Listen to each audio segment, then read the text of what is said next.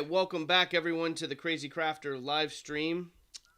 Here with me, as always, is Michael Patterson from Nat One Videos, joined today as well at the beginning of the show by Daniel West and his fellow gremlins ready to craft with him under the table. And also featuring our special guest this week, Gerard Boom from Shiftinglands. Welcome, Gerard, to the Crazy Crafter live stream. Thank you for having me, Colin. It's nice to be here with you It's guys. lovely to have you here, my friend. I'm gonna pop us on over to the quick slideshow here, so we can check out the slideshow as this goes on. For those of you that aren't familiar with Gerard, he is the owner of Shiftinglands.com, and he has helped pioneer the crafting world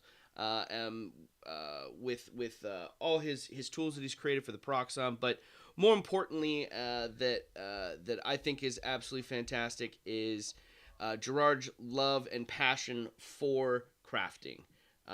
He travels when the pandemic is not running rampant.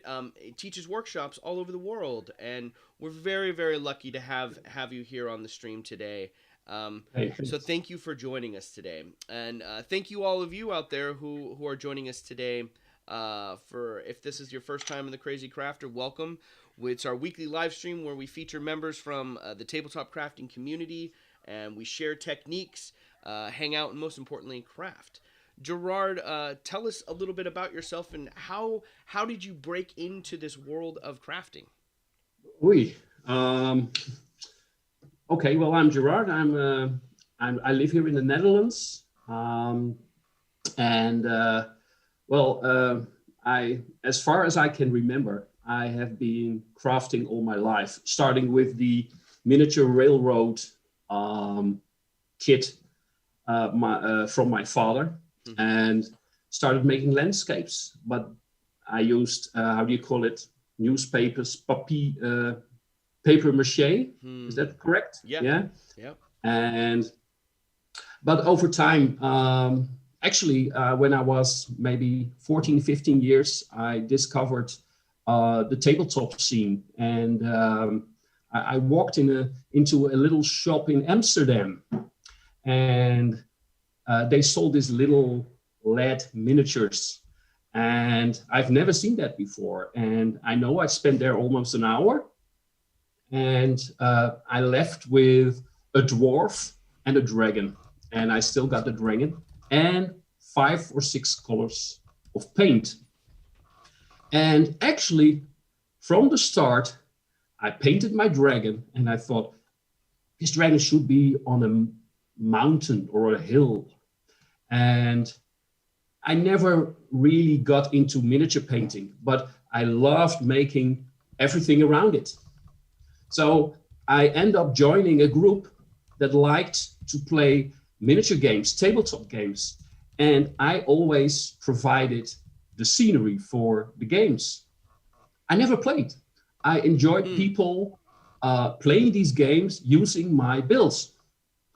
And yes, I've been from wood to paper, cardboard, foam board, plaster. I did resin casting, and quite some years ago, I discovered the XPS foam, and actually that was the material for me. It gave me so much, how do you say it, liberty. I could go any direction with it, and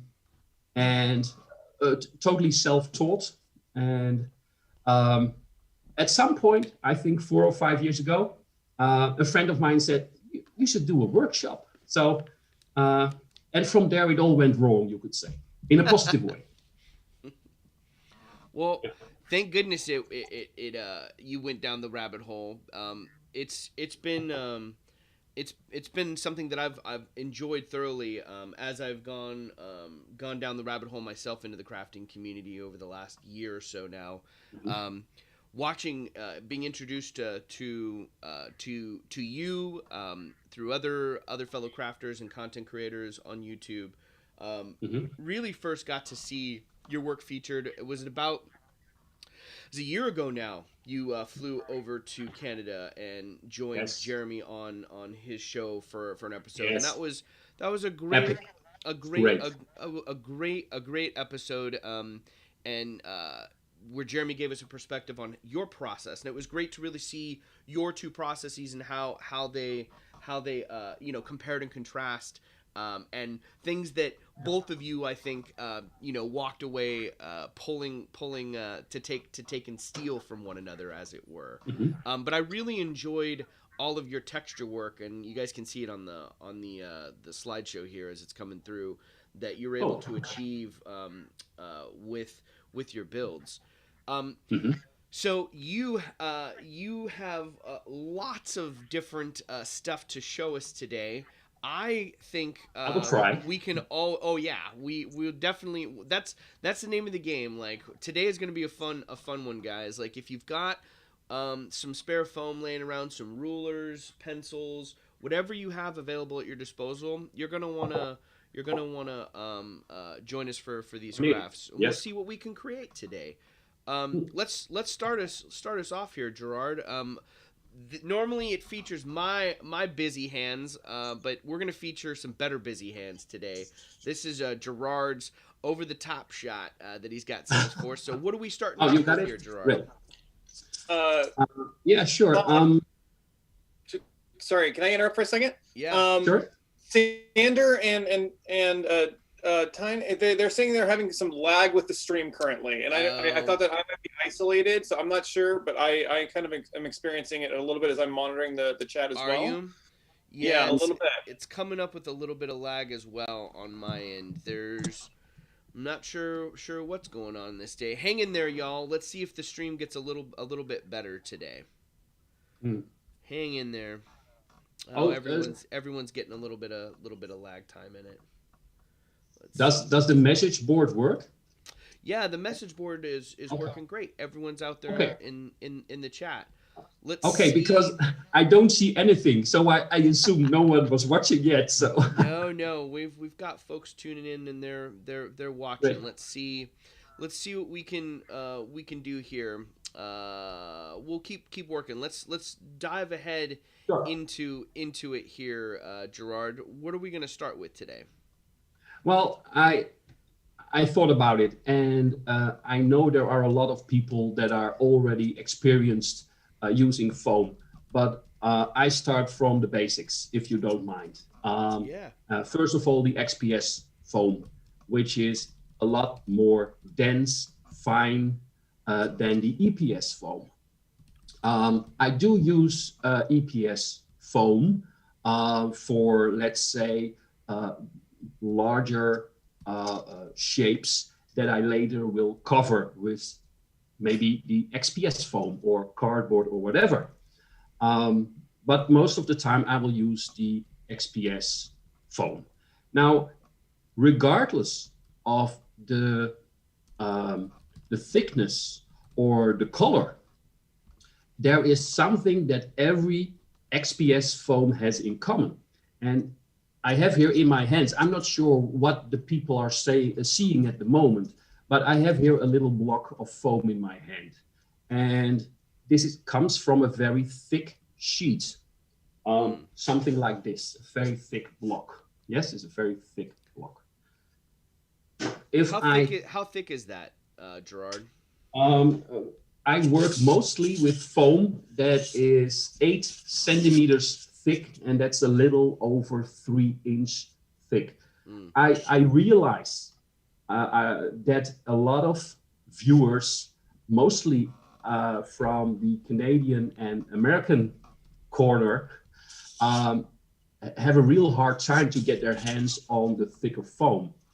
So I will try not to use really thick blocks as much, although with the freehand cutting, hopefully later in the show, I would have to use it. But for now, we will only use thinner sheets. But is that okay? Does that answer your question? Yeah, it does. Okay. I think the thing that always, we get it in one inch slabs over here. We don't get it as thick. So if we want to work with stuff like that. Like we had to prepare for this week, we had to glue stuff together. Yep. Yes. Yes. Okay. Now, then maybe what I'm telling you now doesn't make that much sense, but I would like to tell you anyway. I have a block, and this block comes out of a sheet, but it's for me, it is totally, I'm not aware.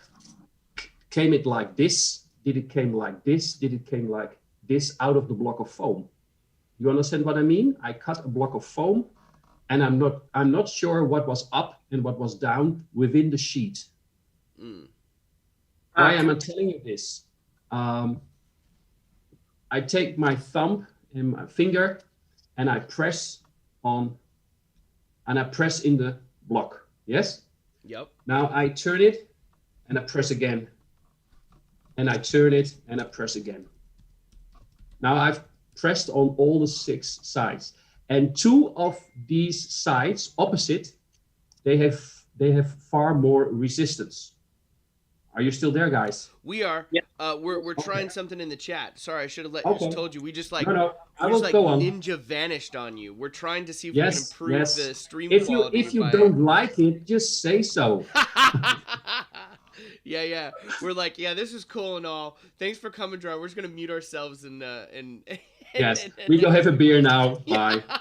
We're here. You keep going. We're gonna try doing Yes, try do and your, improve the stream. So do keep your doing thing. your thing. Okay, so, and why is it important to know which side is more resistance, has more, that you need more power to dent it than the other 4 sides? Well, the sides that need more power to press in, these are the top and bottom sides of your sheet. These are also the sides that hold the texture much better. So working on the softer side will give you less sharp lines, for instance, while working on the harder side will give you sharper lines. Apart from that, it doesn't differ that much. But if you make a build and one side goes perfectly and the other side, you have the feeling you have to put more effort into it to get the same result, then I think that is the reason why. So that's one thing. Another thing, and then I will start doing some crafting, is that every type of foam has a topping. It's a kind of protective sheet. Mostly it's more dense, it's glossy, or it has some strange pattern. When you work with foam, always remove that layer. That's something that you do not want. It doesn't look that nice. It's almost impossible to structure. And as for the green foam I'm using, you cannot glue it and you cannot paint it. So these protective layers, top and bottom, remove them. Oh, cool. I'm still looking at 3 black screens, meaning that I'm really doing a solo show here.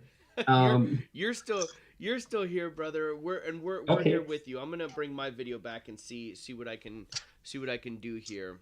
Yep. I wonder. Go ahead, Michael. The only thing I can think of is that it's a router problem or something at your end, Colin. Yeah, maybe it's everything. Testing it this morning was fine, and it started off great, and then I'm not sure what would have changed on this end. Let's see.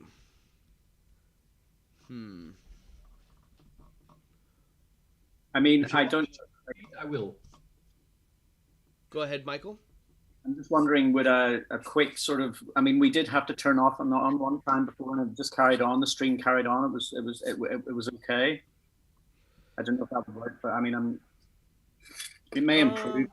We might want to try something else too, real quick. Gerard. Yes. Let us try keeping your phone logged in, and Yeah. is there any way you can turn on the audio for your phone? What I'm thinking is if we shut down your if we lose one of the video streams, that might help us too, because we are streaming to the max a little bit. Okay, I will. Oh, now it's saying, wait, before you do that, now it's saying excellent condition, everyone. So let's see what happens here. Now our stream connection says excelente trabajo. So let's see. You guys tell us out there. Let's see if it's getting any better. Oh yeah, it's starting to move now. I can see the screen is massively improved. Yeah, Yay! Yay! That means the hamsters are spinning hard in my house, working really hard to make the stream happen. Everyone, high five for the hamsters. All right, let's continue as normal. Let's see how it goes. Oh, yay! Thanks. I'm glad it's getting a little better. We're getting some positive feedback in the stream now, so fingers crossed. Everyone, whatever position you're in, don't move, because now we are all polarized and like aligned correctly. So just hold that position. Daniel, did you bring like did you set up some foil antenna to boost the signal? I think you did. You probably did. I should have. I can go grab the foil. I'm gonna see, like, maybe it's this tinfoil ball that'll work. All right. So it looks like we're rocking and rolling, Gerard. No longer a solo show. Let's continue on here, brother. Okie dokie. I would like to start with making a very small and simple wall element.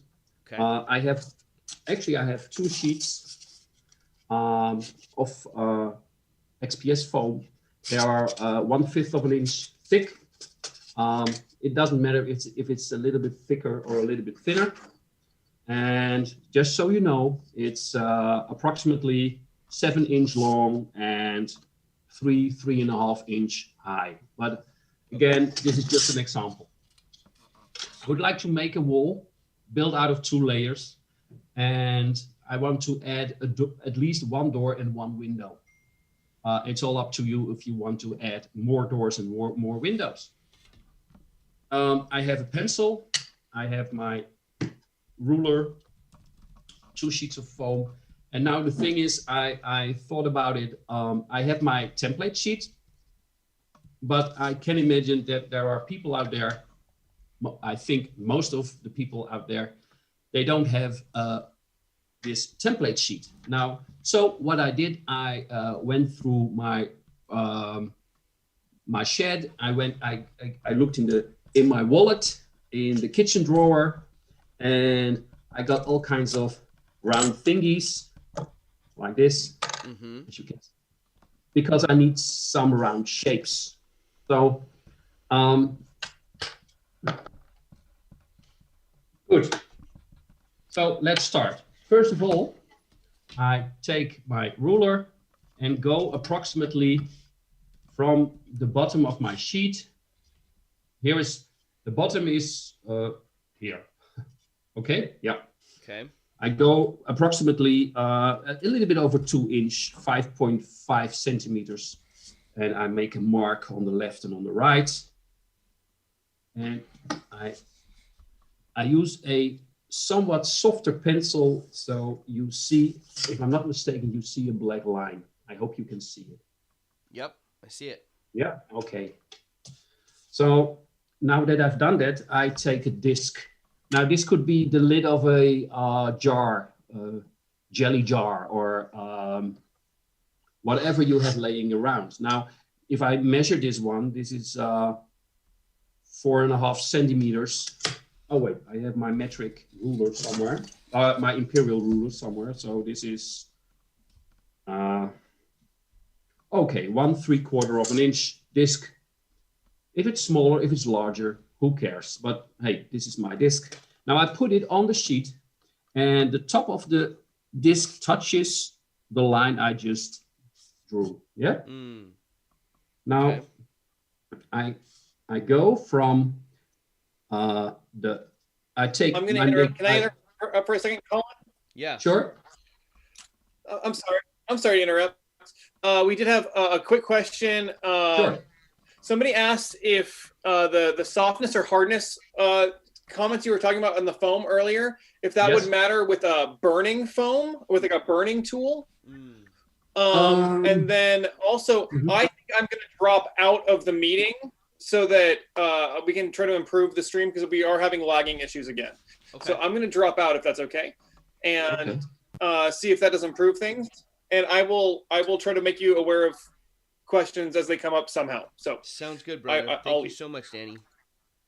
Okay, thank you, Danny. But the question about if the hard or softness of the foam does in some way affect the way it burns, like cutting away, is that correct? What was that was more or less the question? Yes. That is correct. It does the hard or soft top matter when using a burning tool was the question. You mean the top layer? Correct. Okay. Actually, yes. Again, the substance of the top layer, although it's XPS foam, it is somehow more pressed together. It is of a different consistency. So it will behave differently when you cut it, when you burn it. If you burn through it, you will not notice that much. But the effect, for instance, and I'm not sure if this is also answering the question, but for instance, this is very interesting, very good to know. If you have your 1 inch thick XPS foam sheet, on the one side, you remove a very, very thin layer you remove the top layer, okay? Mm-hmm. And then you start cutting up that 1 inch sheet into thinner 1/5 of an inch sheets. Now, right after the first cut, if you look at the rest of the sheet, you will see that it starts to warp. And the more you cut, the more it warps. For some reason, the heat from the wire goes through the XPS foam and somehow reacts to the coating on the foam itself, which with the effect that it will bend or it will curve. So I always say, like for instance, I have a thick block of foam. The first thing I do, top and bottom, I remove the coating. So then I can cut sheet after sheet and nothing will warp. But if I leave it on, this is 3 inch thick. If I am at the center of this sheet, then this block already starts to warp. If I remove the coating from the other side as well, it will not. Strange, but that's my experience. So well, there you go, Teen. Hopefully that answers Teen's question. And again, keep the chats, keep the questions coming in the chat, y'all. And sure. As you can't see here, Gerard, but when Daniel left, I uncropped your crafting station, so I've been recropping as you've been going along, but it worked out pretty good because by the time you answered Teen's question, I've got it back up here in the stream and it should be okay, but we'll see. Thank you again, everyone, for bearing with as we try to trudge through the technical difficulties of today. Just so you know, Colin, I have this chat option open, but nothing is happening on my end. So I cannot see any questions coming in. So I won't notice and will not look at, because there's nothing to see for me. I will just focus on my project, okay? Yep. We will. You do your thing, and then I'll keep the questions coming. Okay. So what I've done, I have here this disc. Yeah, there we are.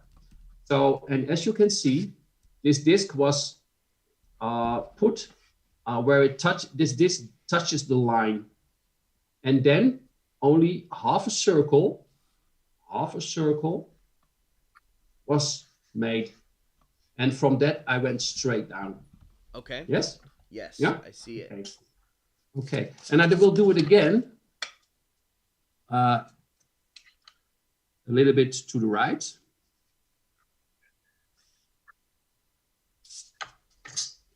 But now, I have to check something. Okay.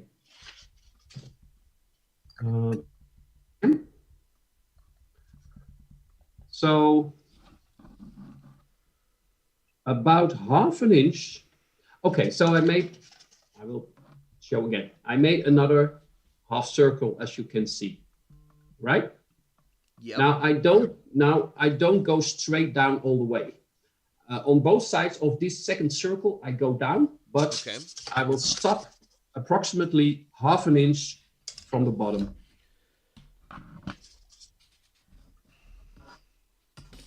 Let me catch up here a little bit. Now that I've been streaming it up, I wanna see if I can catch up here with you. So that little circle using just the top side and half of the circle creates that similar archway, Gerard. Just in case you don't have one of the jigs, right? That's perfect. What a great solution. Yep. Well, I'm thinking I might jump out as well. Okay. And then maybe just towards the end, if you want us to jump back in.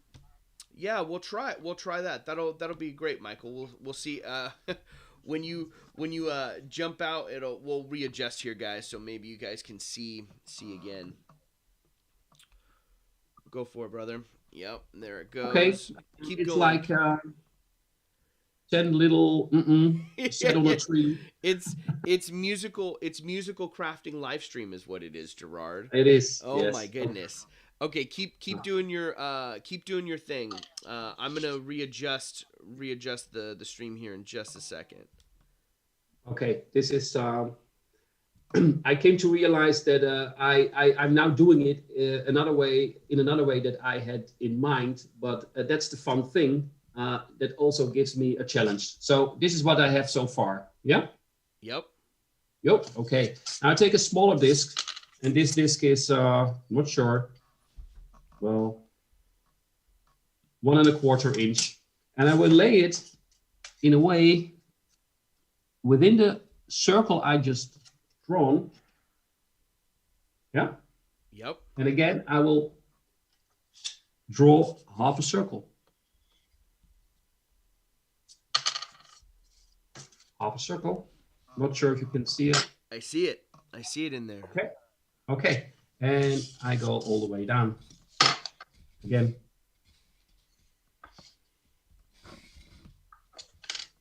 I do the same with the other half circle, which will be the window.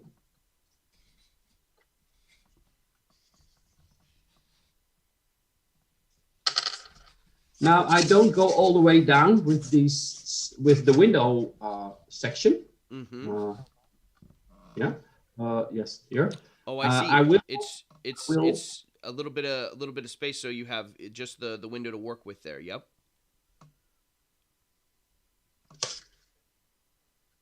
Now, actually, you should do it with the ruler. I do it freehand, but you get something like this, right? Perfect. This is quite big now, yeah? But okay, and yes, we go again. Now I have here let me see, what do I have here? I have here a €1 coin. Oh, that's cool, a €1 coin. And again, I do the same with the door opening and the window opening.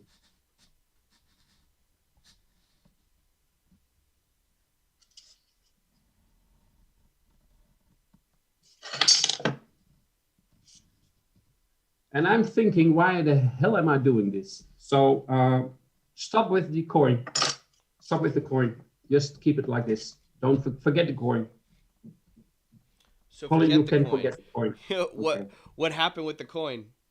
I will tell you in a moment. Okay. So I have here a door and an oversized window. It looks awful, right? I think it looks awful. But that's the whole fun thing, because we will try and turn it into something more decent. Yeah. Yeah. So I take my X-Acto knife. Actually, it's a scalpel knife. The big difference between an X-Acto knife and the scalpel is that the scalpel has a very sharp point, like the angle is very sharp. And having a very sharp point is perfect if you want to cut circles. The less angled or the thicker the knife is, the more difficult it is to cut in all kinds of directions. Yeah, right. You get limited. Yeah. So now this is something I would almost say don't try at home, but you have to. I cut out the window first. So if you might want to put it on the table and start cutting. Mm-hmm. But if you do that, then the inside will probably tear. To prevent the foam from tearing the rear side, the knife should go all the way through. Yes? Right. Okay. Now I would like to cut it, but I cut it while holding it in my hand. Actually, I'm cutting between my fingers, not in, but between my fingers. Okay. And I do it like this. Is from above. I hope you can see it. I can. Okay. And this is how it looks from, whoops. It's almost not, I cannot cut this way. But again, I have it, I cut between my fingers. And I cut out the window, and just to be sure, I will finish it. Just give me a second. Okay. So you see, oh, there you are. Okay. Popped out. So popped out. Okay. When Gerard was cutting that, he was going being very meticulous and careful to go super slow, so he could cut out the interior part with the X-Acto knife there. Absolutely. Tracing it around, going very, very, very slow on the cutout of that window shape there. I do the same with the door.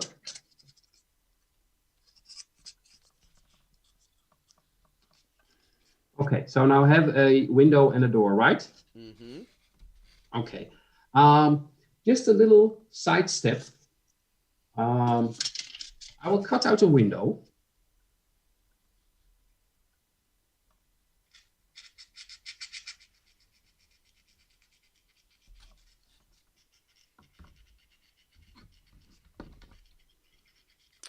I know what you're saying. I remember saying before we started the stream, Gerard, you were talking about if it's too thick, it'll be harder to cut out. Now I see what you're saying with the thickness of that, for sure.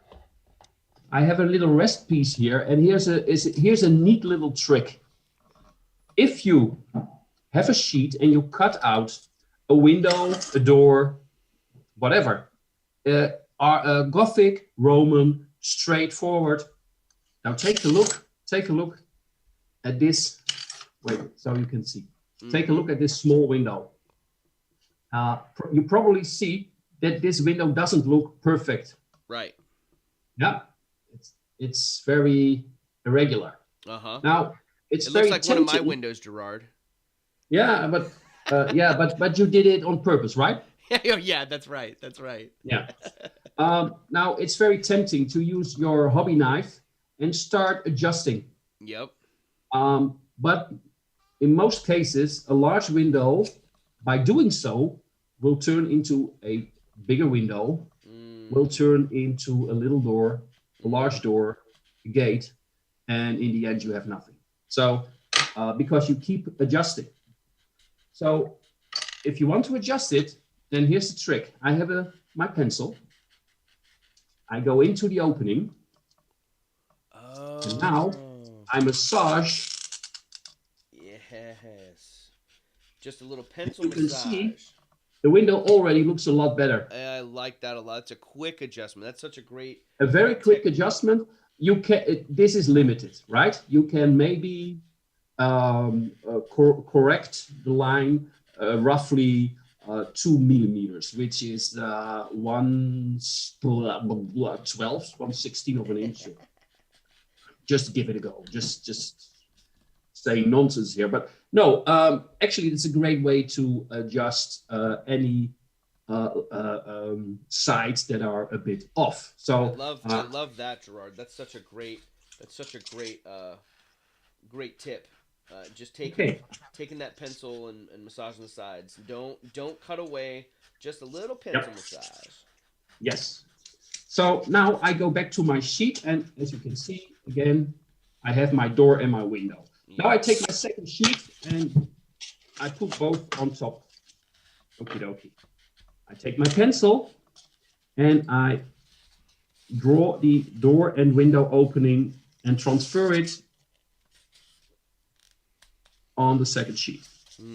Okay.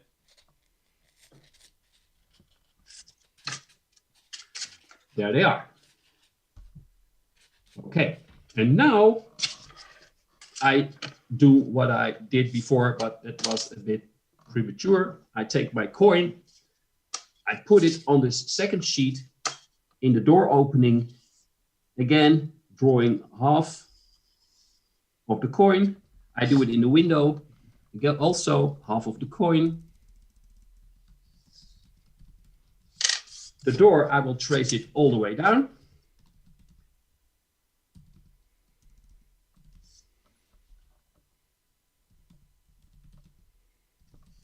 And the window, well, you can trace it all the way down or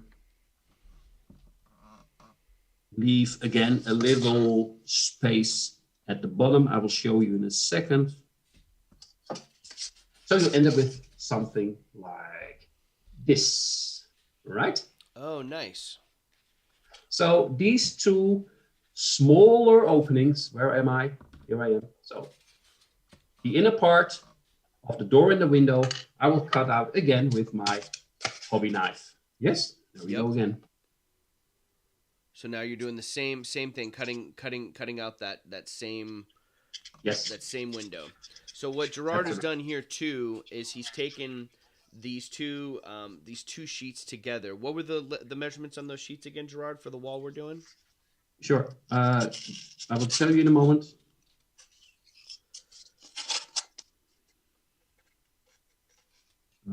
Okay. Imperial, it's roughly 7 times 3.5 inches. Great. So 7 times 3.5, and then once you cut out and get the first layer of windows down, then layer on another one back behind and cut out the same window shapes again, and the door as well. Yes. Now, the reason I'm doing it in this manner or in this way is that having a larger opening and then adding a smaller opening, it's very easy to position the smaller opening because you have traced the larger one. Yes. Yep. If I start with the smaller opening, then it's a guess where exactly does the larger opening has to go. Right. Not sure it makes sense, but here are the two parts. There they are, right? Yep. So now I add them together, and now we have something that looks like this. Oh, nice. Yeah. That's great. Now we get some depth. Yeah. Yep. Oh, there we go. Okay. So. That was great. So that's a great way to layer and get those textures in there.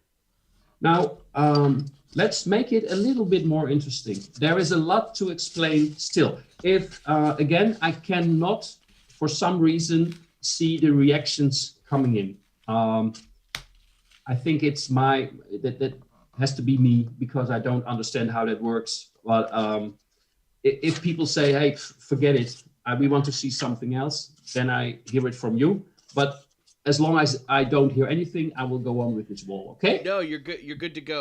There's some jokes are being made in the chat right now about massaging the sides with the pencil. Yes, actually,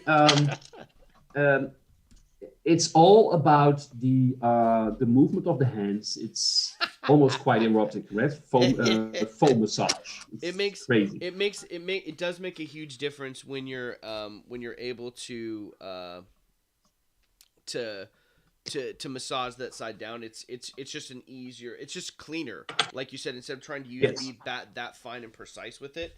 It's it's near impossible to do that. And it works so much faster. Yeah. So now I will do a in between step, which you can just watch. Okay. It's somewhat freehand, but if you like, you can try it. Now the line goes down from the window. Let me see if I can get it. Sorry, it goes reverse. I have to think. So you see here, I will cut this on in a 45-degree angle on both sides, and doing this like. And you're using the X-Acto knife to cut that. Yes, and now I put my knife in a angled position.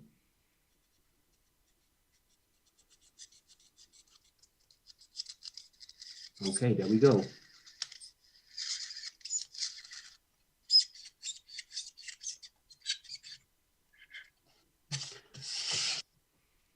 Okay, and now I have. Oh, nice. Sure if you can see it. Like that beveled yes, edge to that the base of the windowsill there. And the cool thing is, in my opinion, you by doing these small little cuts, it will add to the overall look of your wall, and it gets more and more interesting. But we are far from finished, and there is a lot more to do. So, if you don't mind, I go on. Okay, let's keep cracking. Okay.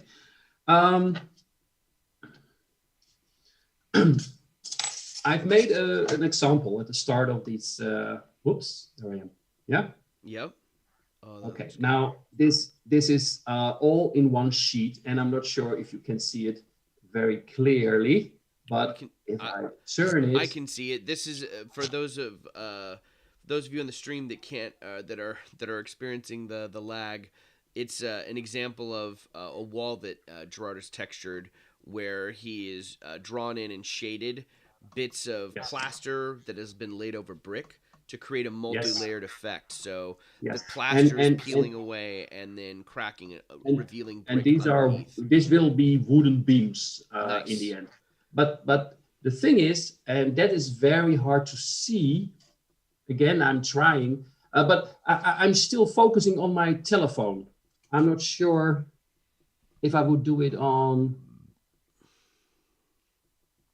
my laptop. Now it's too hard to see. Yeah, it's hard to that detail. What are you trying to? Is it just? Are you trying? Okay, to, what were you I will show you the next step. This is a sequence. You can choose what you want to do first, but again, I'm doing this on the fly. So the next step is to add some depth in the archways. So let's start with the window. Now, as you see, the archway of both the door and the window, they go all the way down. This meeting is being recorded. Sorry? I'm recording, Gerard. I'm pressing record, so in case anyone wants to, what I'm going to do is I'm going to have to go back and make sure that as visual aid for it, people will be able to get a visual aid for what's happening alongside with. No problem. Okay, it's okay. Keep going. You're doing great. Okay, so you see that the archways that are drawn on the sheet, they go all the way down. If you look at an archway, it stops somewhere where the curve stops. But I decided I want this one to go all the way down. Now, it would be cool if this archway would actually stick out from the wall. Mm-hmm. Yes. Okay. I have more than one option to do it, but let's do it the most easy way. So I have to lay it down, and I start with the. Let's start with the door.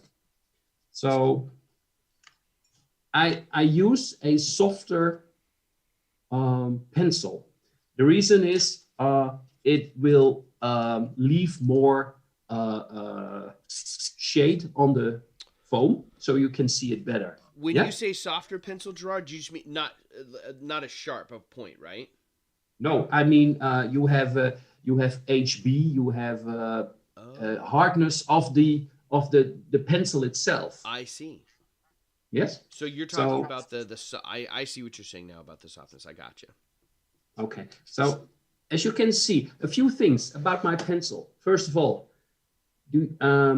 we here in Europe, we have pencils that are as long as this because we have IKEA.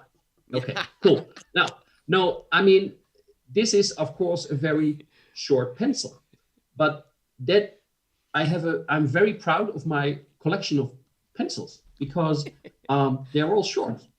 And the reason for this is, look at my hand. I'm not sure which video, what do the people see? I mean, they'd be able to see either. Right now, okay.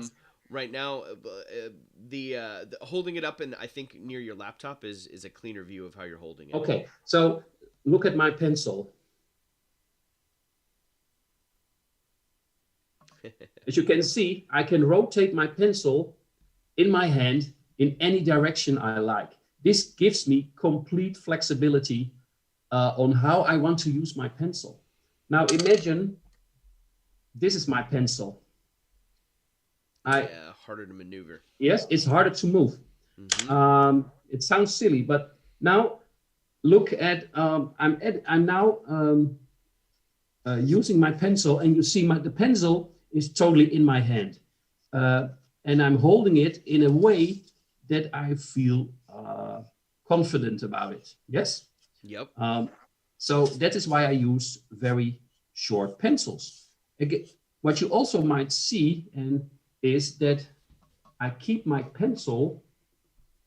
Oh, where am I? Okay, I keep it very flat, very flat. So I'm looking now in the camera. Mm-hmm. So not like in a 45-degree angle. No, even flatter. Flatter. Yeah. And now I'm pressing the foam alongside the outer line of the door, and I'm pressing it. Now you see a lot of black is coming on the foam, but that doesn't matter. But then you can see where I am applying the pressure with my pencil. Now I go to my camera above me. Now I have a real edge that now I have an archway that really sticks out. If I feel that the archway sticks out. Yes? Yep. Yeah, I'm not sure if you're able to see it. Oh, I can see it. It's the definition and depth is there on the archway. It looks really good. And it is very, very little, but once you paint it, it looks great. So I will do the same alongside the window as well.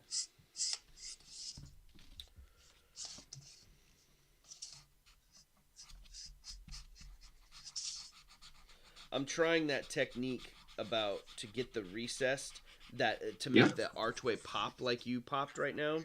I'm trying that. I'm trying the flat of the pencil there to see if I can achieve the same thing. Oh yeah. Does it work? It is. Good. I see what you're saying though about having the shorter pencil because I'm trying to use the long one right now. Yes, and your hand is in the way, right? Yeah. Yeah. Okay.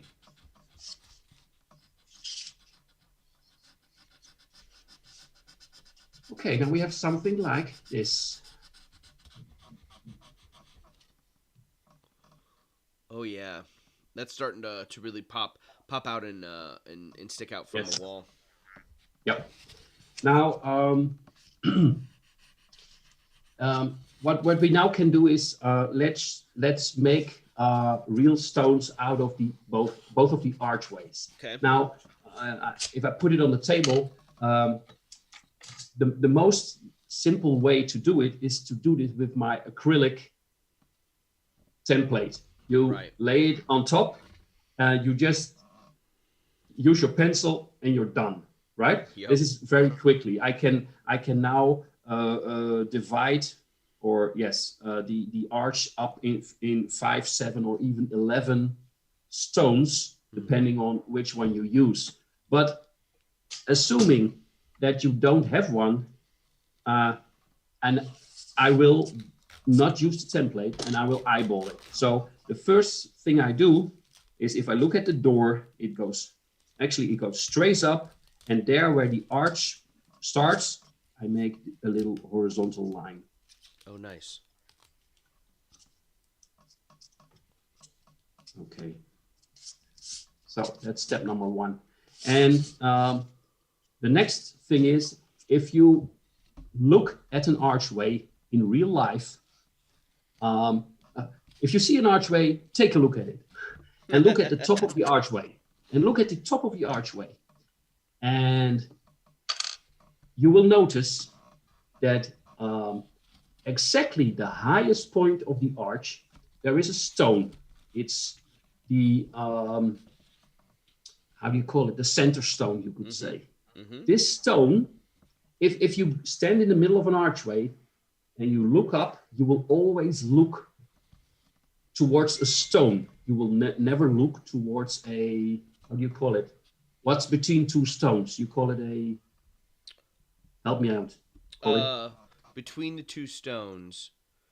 If you mason, how do you call the layer? The cement? For instance, now a lot of Roman arches, they didn't use cement, but so you will never look at a crack between two stones, because that would mean that two stones would come together at the top of an arch, and exactly at the highest point there would be a crack, which would be architecturally a disaster. So the top stone will always be in the center of the archway. Yeah? I see. Okay. Now, imagine the center point. Now I have a circle. The window is a circle, and the center point, maybe I can show it in this way. I have here I have a disc with a little opening in it. And if I put my window, if I put my window like this, then the center of the circle is, well, it is where it is.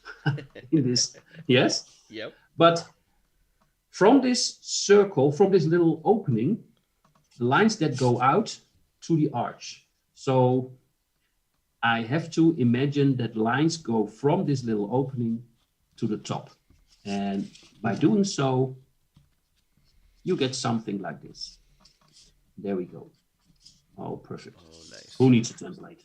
Who needs a template? Absolutely.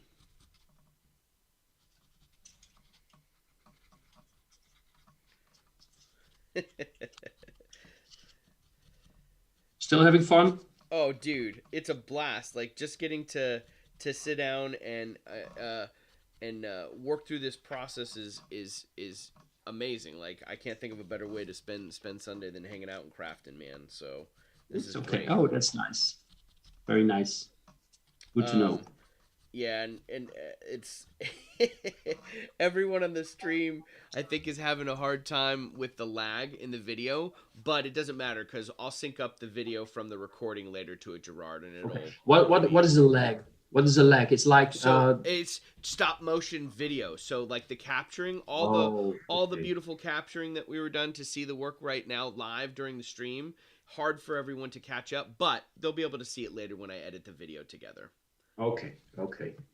Oh, I Good. see. I see Okay. the lines there look really, really good. Now, do you go on the you're just doing, that's the outside layer you're doing right now.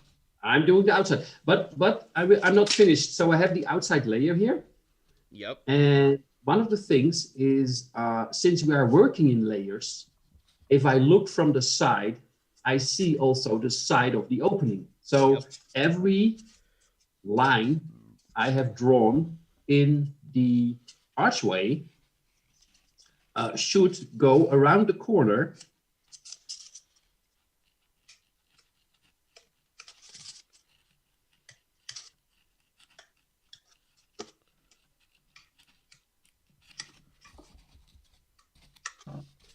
Well, if we experience so much difficulty with the live stream, we might have to do it again sometime. Oh darn.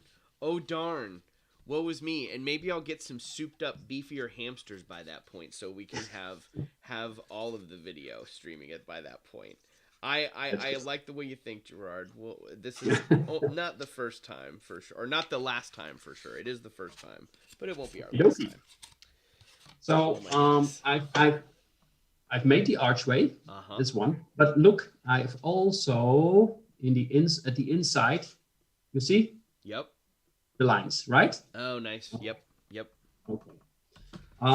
There's more to do here, but now if I put the top sheet on the bottom sheet, I could simply trace the lines from the top sheet onto the bottom sheet in the same direction. I will do a few so you can see what I mean. Yeah.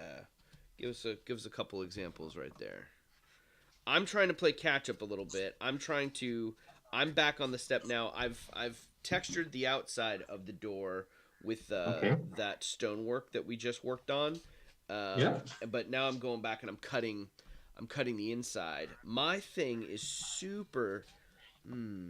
The doorway is going to be easier to cut with the Proxon. I may just try this. Let's try this wild thing. Okay. I am going to attempt this cutting. Let's see how this goes. I'm going to use just the hot wire knife here. See if I can do. This might be sketch.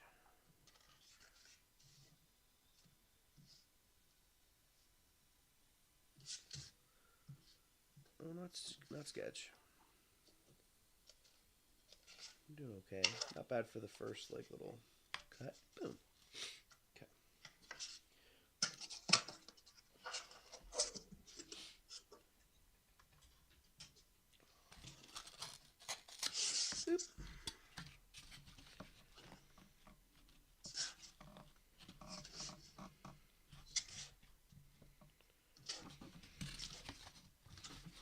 Boop. Are you filling in? You're filling in all the different stonework there on the outside, Gerard. Is that what you're working on? Yes, I'm doing the whole arch of the top and bottom sheet now. Nice. I'm just doing it very quickly and dirty, but quick and dirty is fine. Quick and dirty is fine. I'm gonna try. That's what I'm trying to do to catch up here. I'm trying all the risky things right now. I'm gonna try another attachment on my hot wire knife to see if I can.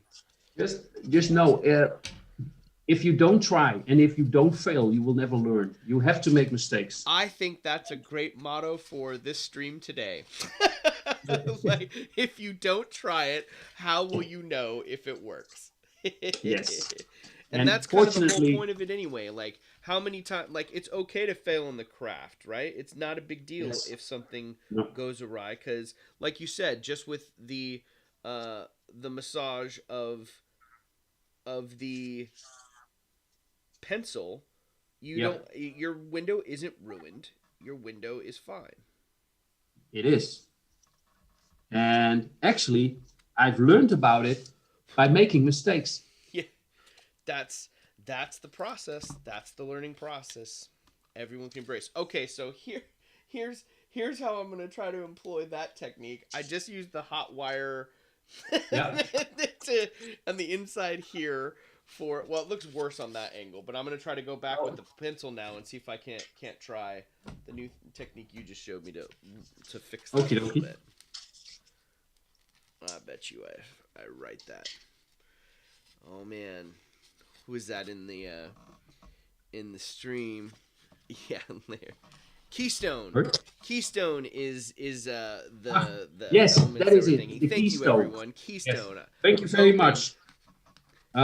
Stupid Dutch guy here. I do my best, but I'm learning every day, right? Please. I didn't know what it was. I'm glad everyone in the chat hooked it up. I was gonna put in there saying, "Hey, help us out, y'all. Help us with." So here is my which camera is on, Colin? Well, they're both on. Whether or not they're broadcasting anything streamed, let's hold it up directly up there. That's a good place to hold it. Oh man. So here you have. Yes. Yeah, okay. That looks great. That looks great. So, but now we go for, actually, those stones are absolutely flat. There is no texture in the stone. Now, I will do texture in the stone, but I will do it later. Now I have a question, which is, do we do plain brick, which is the most easy thing to do? We could do could do natural stone. I could do the bottom natural stone and then some brick, more rectangle stones. Anyway, I like. I'm all for whatever you want. Like what would be I mean, we could easily for the simple wall. Let's just do the brickwork. The brickwork where we draw the line across. Let's keep it simple. I'm glad you're saying that, because if you look, we started off with this horizontal line where the top of the arches are touching, right? Yep. Now, once you have applied an imprint like this horizontal line, you will never be able to fully remove it or hide it. So it would be great to actually start with brickwork. Now for this, simply take your ruler and start making horizontal lines. Now one thing people ask me, okay, so how many inches or whatever apart? That's up to you. A good thing to know is that the less horizontal lines you draw, the larger the stones, the less work, the faster you're finished. But if it looks okay, so I will simply start off and draw some horizontal lines. Yeah, that's kind of how I work with it too sometimes, where I'm like, especially for brickwork like that, as long as you keep it, consistent through the line. Well, if you look at fantasy buildings, like for instance, Minas Tirith like structures, then you also see that stone sizes differ.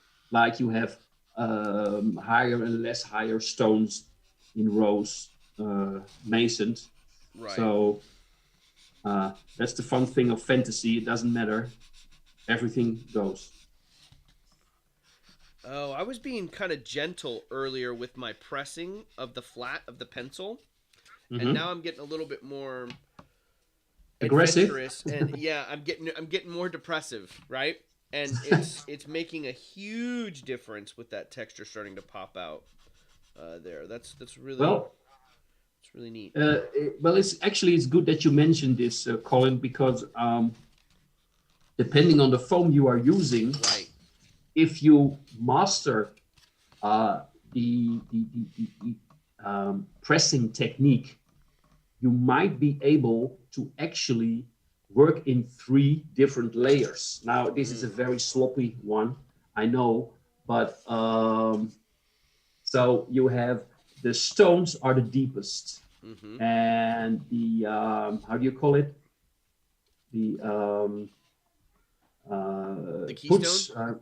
No, these are stones, and this is applied upon it. Oh, like the plaster, the plaster, yes. Yes. Ah, I know that.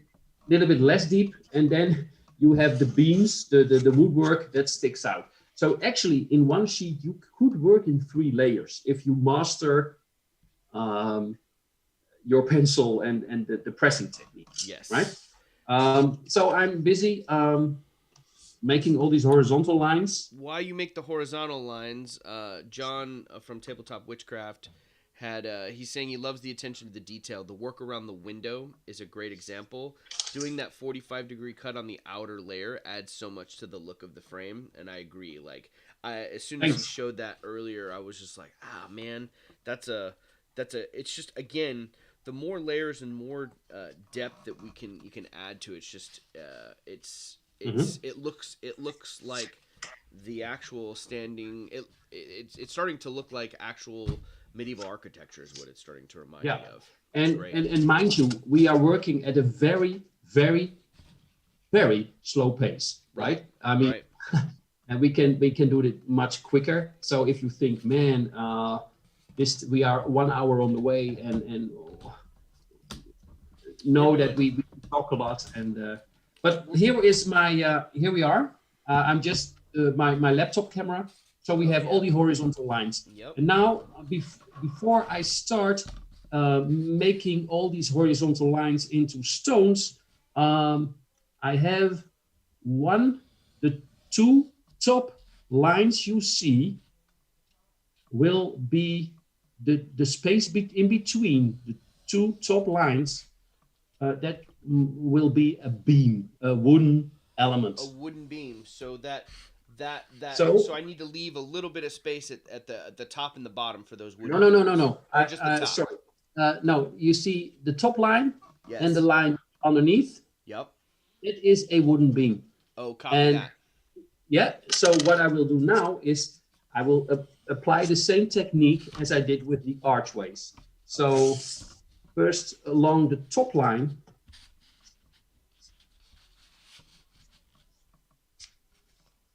And I will try to go a little bit off the line itself, making it a little bit more organic looking. Now, as you see, I only use my pencil, and by pressing. There is one step you can do in between when you do the archways, like pressing in the archways or pressing in the side of this beam. Mm-hmm. And before pressing is like using your knife and make a very shallow incision. Okay. So your line gets very sharp. Oh, okay. So that's also a possibility. So now I've done the top line. I'm mostly focusing, when I show something up close, I'm focusing on my laptop, Colin, That's just so perfect. you know. That's perfect, Okay. Gerard. So you see I've made the top line. And you see? Yep. Yep. Okay. And now I will take the other line from underneath and press it as well. So here we go.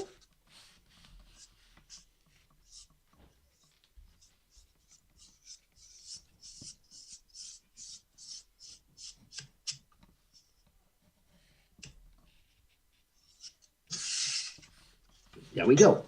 So you see, it looks, now you can see the depth, right? Oh, I see the So depth. that's the wooden beam. Great. That looks great.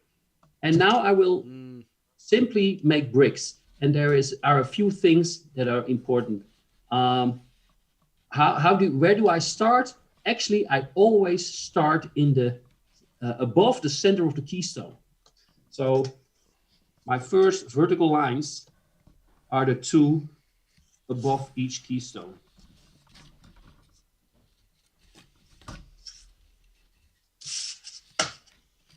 Yeah. Mm-hmm. Mm-hmm. And now, and you can measure it out, whatever you like, but I want to eyeball it. Eyeball it. Eyeball. You do you. Yep. You can eyeball. That's my go-to. Most of my builds are eyeball. Are they really? Yes. Wow. I need a little bit of measurement, and even then, I struggle. I struggle sometimes with that. But I do enjoy like the freehand of just like, I'll go this here, and I've learned to relax a little bit more too, because again, at the end of the day, the craft is it's your enjoyment, right? It's your process. Absolutely. And it's also, again, it's an act of love, man. Making this piece for a table, it is to make a piece for the tabletop for other people to enjoy. It's great. Absolutely. Sure, if you want something to be perfect, okay, but I think what you say is right. The most important thing is to enjoy and have fun while crafting. And yep. Oh, there she is. So, okay. I'll try it. I'm gonna give it a second here. Earthman Brick is suggesting that I turn. I definitely, Sandra, I'm definitely gonna upload this video and make sure that y'all can see all the wonderful work Gerard is walking us through for sure. And then in addition to that, I'm gonna try. Earthman Brick suggested to turn my video off to let it catch up a little bit. So you're not gonna see me. You'll just okay. You'll hear. I'm used to it. I'm used to it. I'm right here with you. Sure. Okay, so show me what you're working. Are you just going through and adding in the lines of brick now, and finishing it off? Cool. Then that's almost there.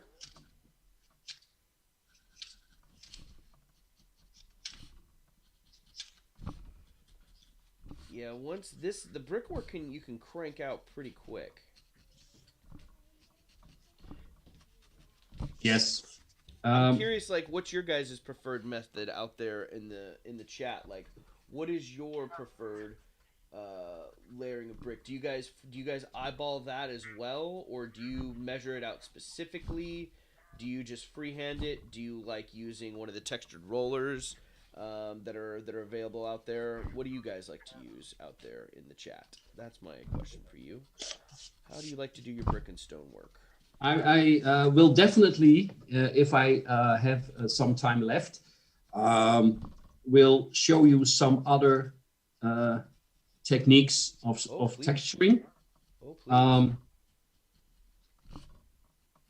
You see, when we have fun, time flies. So that's the way it always goes. That's what happens on this stream, man. It goes by too quick. Okay, well, again, this is a very simple wall, but this is how it looks so far. Now we have all the bricks in place, and it's still quite dull. I mean, there is not really any texturing in the stones, and as you can see, the wooden beam is also very clean and tidy. So let's start with the beam. Let's make some grain into it. That sounds good. Let's texture that beam. But the first thing I will do is, this is a very long piece of wood, right? This is very long. This goes all the way from left to right in front of this wall.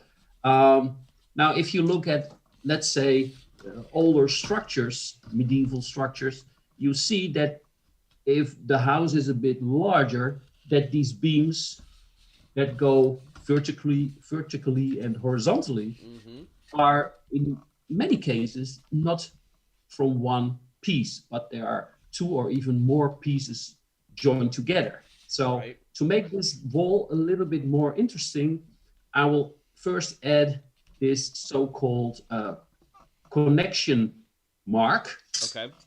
And let's do it right away. I will do it somewhere not exactly in the middle. That doesn't look cool.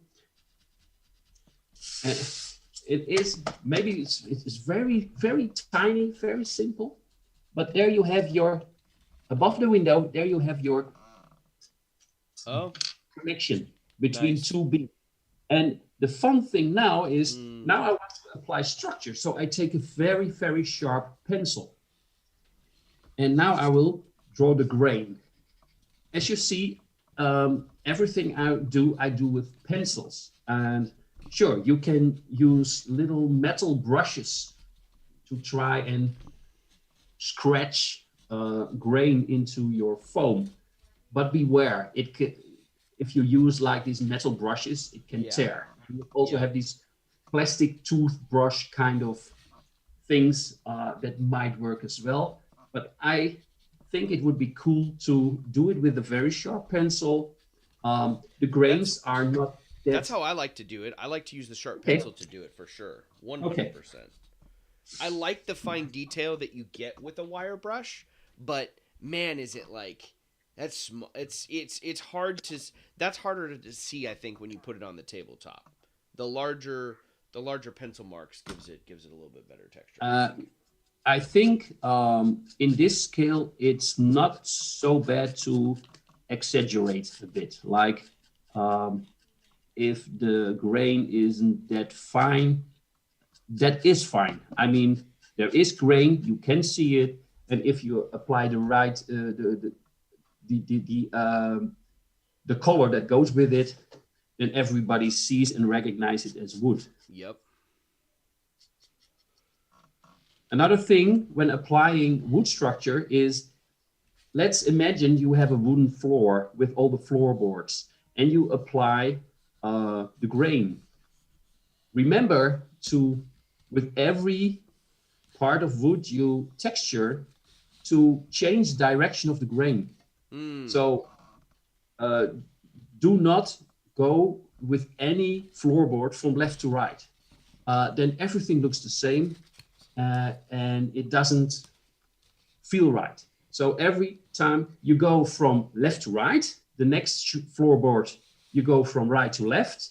The next floorboard, you go straight on forward. And you can change in between those directions. Oh, nice. I like that. That's something I definitely haven't employed in my texturing. What was that little seam? It was just like a little connector point. Let me make that.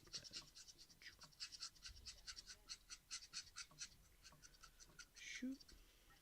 So I've applied the wooden structure. I will come up close, and I hope it's visible. Oh yeah, that looks good. That looks really good.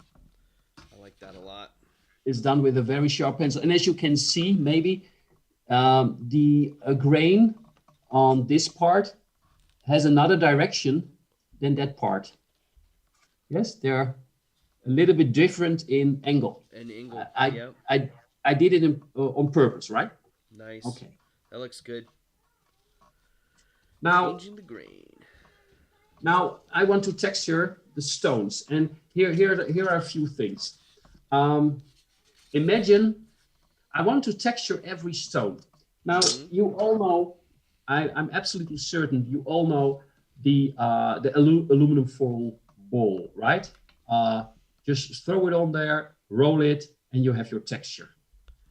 That is perfectly fine. However, you don't have any control where this foil ball will imprint deeper or less deep. So this means that a lot of the lines you put in will be vanished because of the irregularity of this ball. So sometimes stones like to merge or join together. You don't have control over it, right? Right. Right. To make it quick and dirty, great. To make highways that need structure, great. To make concrete using this ball, great. If you want to have a wall with a lot of character, with a lot of depth, structure every stone. And I will do that now in a second. I'm excited. I've never structured individual stones like that before. Okay. So let's see how we do that. Okay, there's one other thing. We have the archway of the door and the window. They stick out. Now assume that this is another type of stone. Now assume that this could be stone of a higher quality, like maybe marble right? Right. So if it should be another type of stone, then it might also be another color once you paint it. And by not structuring these archways, you will express even more the difference between the two types of stone. So I will now texture all the bricks except for the archways, right? All right, let's texture. Let's texture some bricks. Yes, for this, I have another pencil. And the difference between this pencil and the previous pencil is, no, they are still short. This is a very blunt pencil. Yes? Yep. Okay. Okay, let's see. It's 2024. I will structure the whole wall. Let's see how long it takes, okay? All right, let's see. I'm starting now. Now, you're using a dull one. What are you doing to... You're just... Actually, what I'm doing is I will structure every stone. First of all, again, my pencil is relatively flat, less than a 45-degree angle. Okay. Secondly, I am more or less drawing very, very quickly shapes that somehow look vaguely like if I'm drawing an 8, the number 8 into foam. While I'm applying pressure, while I am applying structure, I will try, although I am working very quickly now, I try to avoid pressing the lines around every stone. So preferably I will stay away from these lines. So there is a very, very little bit of space between the outer lines of the stones and the actual structure. Yep, I see. Not sure if it makes sense. It does, because I'm doing it. It makes perfect sense. It also allows a little bit of depth when you're pressing that down in. It adds a little bit of recess and individuality to the brick, like to the bricks, but also a little bit of uniformity too. Because they're all individually texturing them the same way. Yes. Now, texturing is like your autograph. If you start texturing stone and you have never done it, you are looking for a way to texture them. Like you are looking for the movement you are making or you want to make when texturing each stone. Now, if you found your own way of texturing, then it's very hard to do it differently. You can do it differently, but so the way I'm structuring now is the way I like it the most. It's the most satisfying.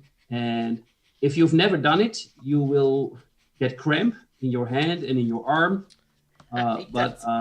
Loosen the grip. Loosen the grip. Everyone can loosen your grip on the pencil. You don't have to loosen the grip. Squeeze it.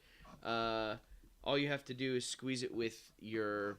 I'm holding it with my thumb, my middle, and my index finger, and my left hand because I'm left-handed. And then if you hold it lightly and just squeeze it, it'll. If you it's easy to death grip it because we're like so focused on a tiny little detail. But if you loosen the grip, that's what I did because my hand was starting to cramp, and I was like, oh, just relax the grip, just like a small sword. Just like a small sword, Amy Root. There it is. For all my fight directors out there. It doesn't matter what kind of movement you are making within each stone. I'm done. Less than 4 minutes. Of course you're done. I'm about 50% done. See it? Oh, I see it. Oh, it looks great. That looks really, really good. I like the individual texture. Someone was putting in the chat, Gerard. They were like, they were questioning. Oh, cool. So if I turn my video off, that was a great suggestion, Earthman Brick. I got to keep my video off, Gerard. We get the stream back and we have the video. So okay, guys. Good. it's not just my someone suggested my beard was taking up the bandwidth earlier. Perhaps it is taking up the One bandwidth. beard is enough, right? Maybe one beard is enough. Two beards too much. Yes. But I think someone was commenting like individual bricks, for someone who's new to the hobby. Sandra's saying like, I'm new to the hobby, brick by brick, like, oh my goodness, overwhelming. But it makes a difference. Those little details when you take the time. And again, I find myself in that spot too, Gerard, where I'm like, I need to rush. I want to rush. But the more time you take with it, man, the more detail you're able to create. So it just depends. Like sometimes you got to build stuff quickly and you got to bust out the tinfoil ball. Other times, bust out the flat surface and go brick by brick and get zen with it. Enjoy the process. Just a little sidestep again. Yep. Because the viewer about brick by brick, maybe that's too much work. So here is another solution. Oh. So here is a window, right? Yep. Now I will cut out the window.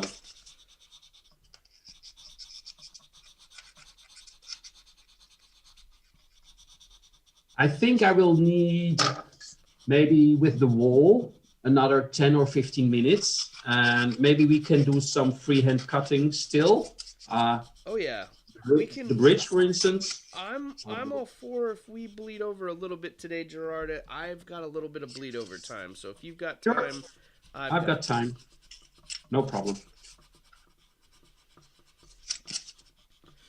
Again, thank you everyone for sticking with today. I know this isn't the most ideal setup, but all of your support during the stream as Gerard and I are crafting here and still trying to do our best, guys. Yeah, well, but also we're troubleshooting and everyone's been troubleshooting along with us to try to make the stream better for everyone. You guys rock. Thank you for hanging out with us today and helping problem solve and figure it out on the fly. That's why this community is awesome.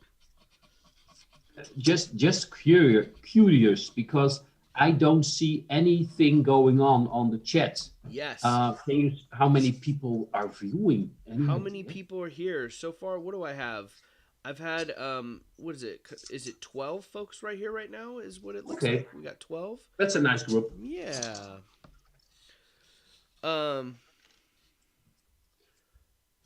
So here's the thing. For the one who said texturing the whole wall, that's so much work. So now I have my window. Now this is my window, right? Yep. Okay, so this is my window, as you can see. Okay. And actually, go, Sander. This is for you, Sander. Check this out. I cut out the outside and the inside. So this is my window frame, right? I can do a few fun things with it now. Okay. So I lay it flat. And I take one of my texture rolls. Yes? Yep. Now, normally I do this with a stick, but I will do it now by hand. Okay.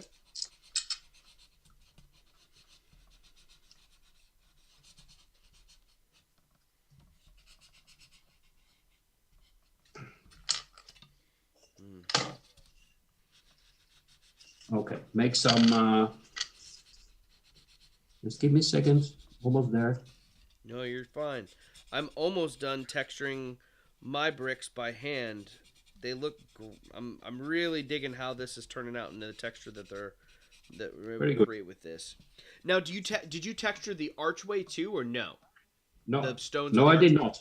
Okay. No, because in this example, I want to give the illusion that we're working with two types of stone. Meaning that the stone that differs, like the arches, first of all, they stick out. And secondly, they are not textured. They have another structure. They're smooth.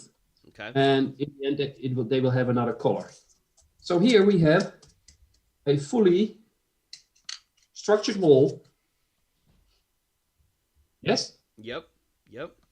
So actually, I used my cylinder. Oh, nice. I textured the stones, but before I removed the windows or the outer trim of the window. Mm-hmm. I textured it, and now I can place back this window. Oh, that's to make so it even more interesting, I have my proxen here at my side. Mm-hmm. Not sure if you can. Oh, there you go. Yep, we can see it. So now I will cut off. Oh, wait. A little bit more. There we go.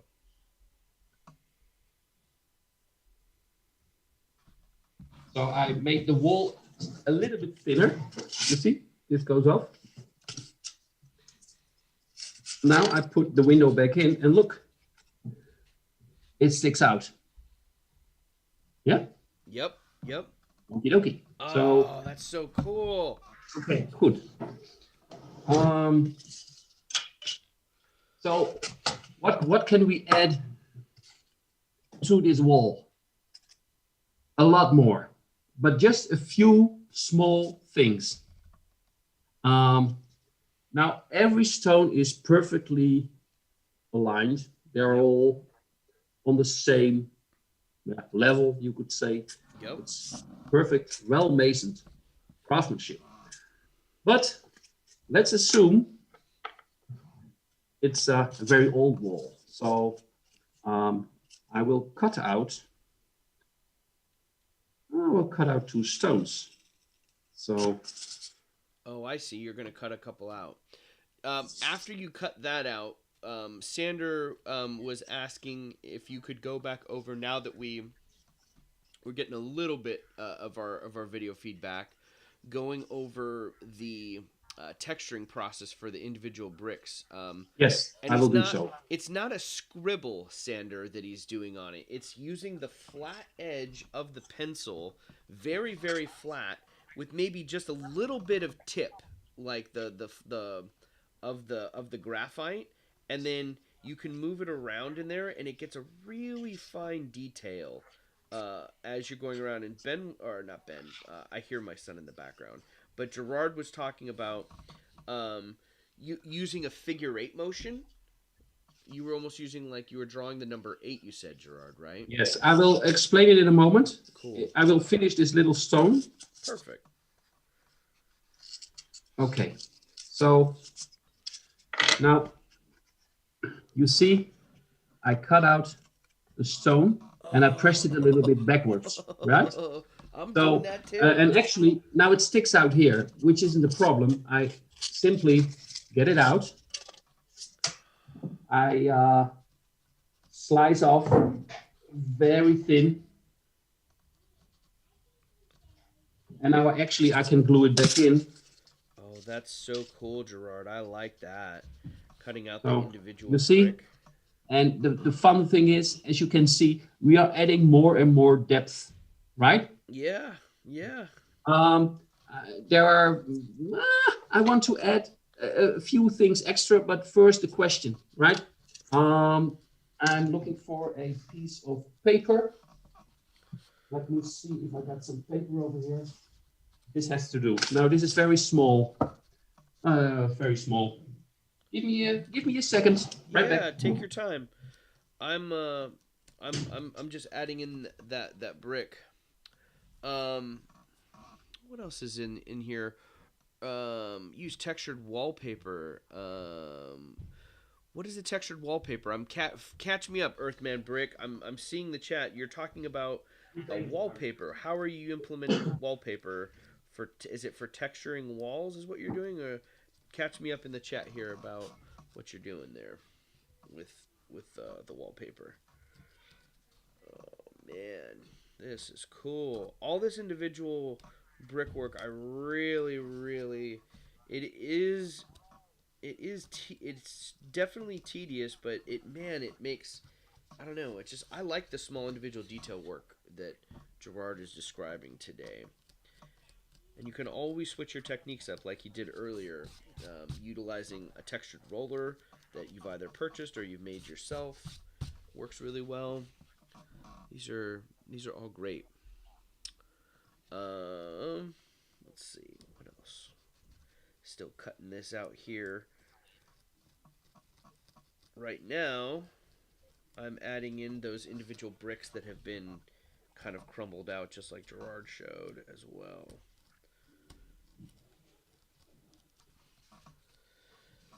Now, he got some really good depressions down in his with his bricks, so I need to go back in with my flat and do that. I'm going through Gerard here, and now I'm going to press in. I've removed my bricks, and now I'm going to flatten it out, like the depression in. So take it away. The floor is yours, my friend. Okay, about the, I will exaggerate. So I will draw a few stones.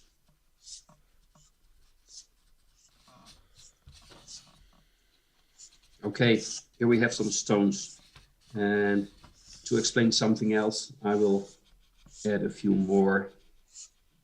Okay, so now, okay, so here we have the lines that I imprinted with the pencil earlier on, and now I have a blunt pencil to make the structure. Mm-hmm. Now imagine my marker is now my blunt pencil, and what I'm trying to do now is make a kind of movement, and this is the way I do it. This is I call it my signature. This is the way how I normally apply structure, but everyone has its own signature, which means you might have a totally different way of moving around your pencil over and over again in this specific sequence. I'm right-handed, maybe you're left-handed, and whatever. I get to that later on. But here's what I do. So when I structure very slowly, I like to explain it like this. I'm drawing an 8. There we go. Yeah? And in a normal speed, it's more like something like this, right? Now, I'm exaggerating, but if you look very closely, you will see that my structure, and this is a little bit cuckoo, right? Because I am a little bit cuckoo. But you see that I try not to press the edges. If you apply structure in a stone, and you stay a little bit away from the outer perimeter of each stone, you get a stone where the edges are a bit higher. And right after that, you have the deep lines of the mortar, right? Yep. Now think you will, for instance, here. This is a great example, I guess. So let's get my nice little churchy. Yeah. So that's amazing. If you look at every stone, the lines between the stones are dark, and the stones themselves are lighter. But within the stones, you have light and dark. Right. So keeping away from the mortar lines. I'm not sure if I'm saying it right. I hope you understand. No, you're saying it right. And not imprinting the stone up until the edge keeps the contrast between the stone itself and the mortar. Yes, it does. More visible. Yeah. Okay. So now, as I said, this is my signature, right? Like I'm drawing an 8. Right. Okay. But, and here's the thing. If, for instance, you should do it like this, that is perfectly fine. Right. In the end, if you apply this structure onto every stone in your build, it looks great because all the stones have they have the same structure, the same texture. So if I would do it, for instance, like this, again, perfect. Perfect. But apply it on every stone. Every stone. Yeah? That's the idea. So consistent. Just pick a texture that you like that it's comfortable to repeat a lot and then replicate it. It's great. So I if Go yeah, ahead, Gerard. sure. I was just No, saying, no. I really am enjoying. I'm excited to. I'll show you here, not now, but after the stream is over. I'm really excited about that texture and texturing the individual bricks instead of just rolling it with the foil. It's just another great method that you can use to create very unique, very again it's clean lines, because when you roll the aluminum foil over it too, you lose those lines on the brick and that definition for sure. Exactly. You had a tower up there to show. You had something to show. Oh well, actually, just to show you, actually these are quite dull buildings if you look at the coloring, of course. But again, you can see very well the texture, and the texture you see in this little thing is the texture I just explained, like drawing these kinds of 8. Yeah. Yes? Yep. Okay, good. Moving on with my wall, I'm hoping I'm not annoying the viewers too much with it, but since this is a very old wall, there was this earthquake once. You might have heard about it, Colin. This earthquake that once appeared, right? Yes. Yeah. Okay. Definitely familiar with earthquakes out here. Yes. Oh yeah, sure. So this is a medieval Californian. the default Californian wall. I love Yes. it. Yep. Yes. Yep. Okay. So we actually have this huge crack in the stone. So to start off, I will damage the side here of the door. Ooh, nasty.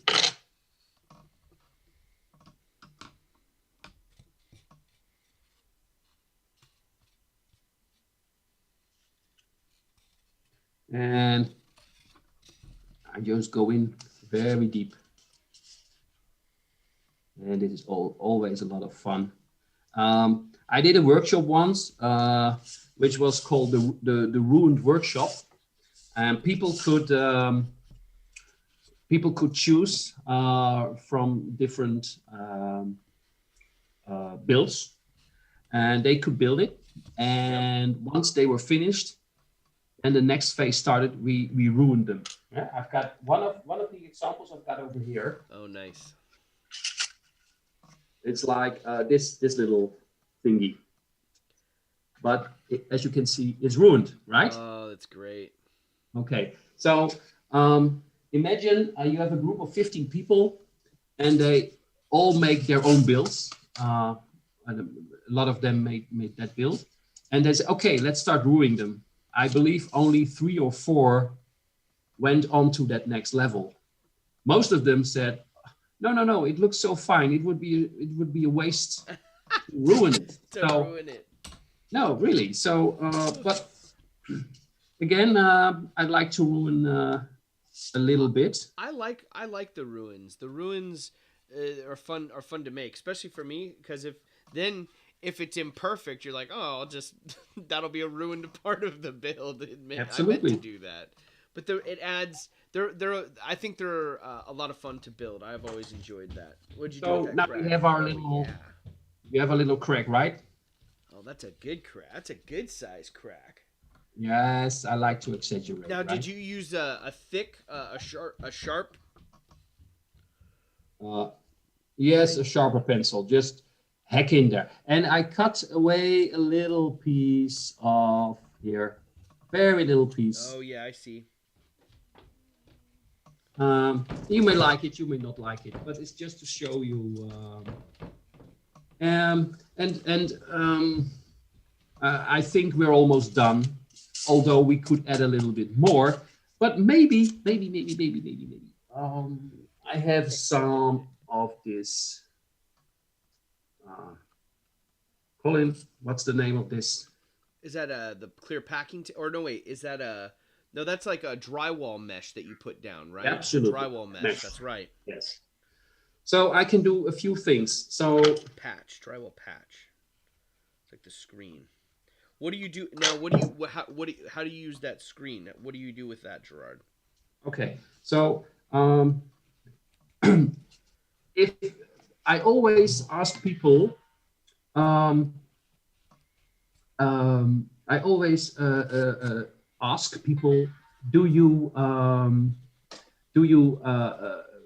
does your project has to be playable for, and looking good from the inside, yes or no? If the answer is no, then it's very simple.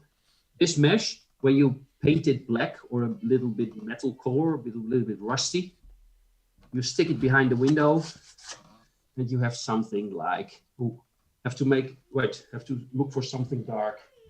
Oh, that's great. Oh yeah, then you have something like this, right? I'm not sure if you can see it.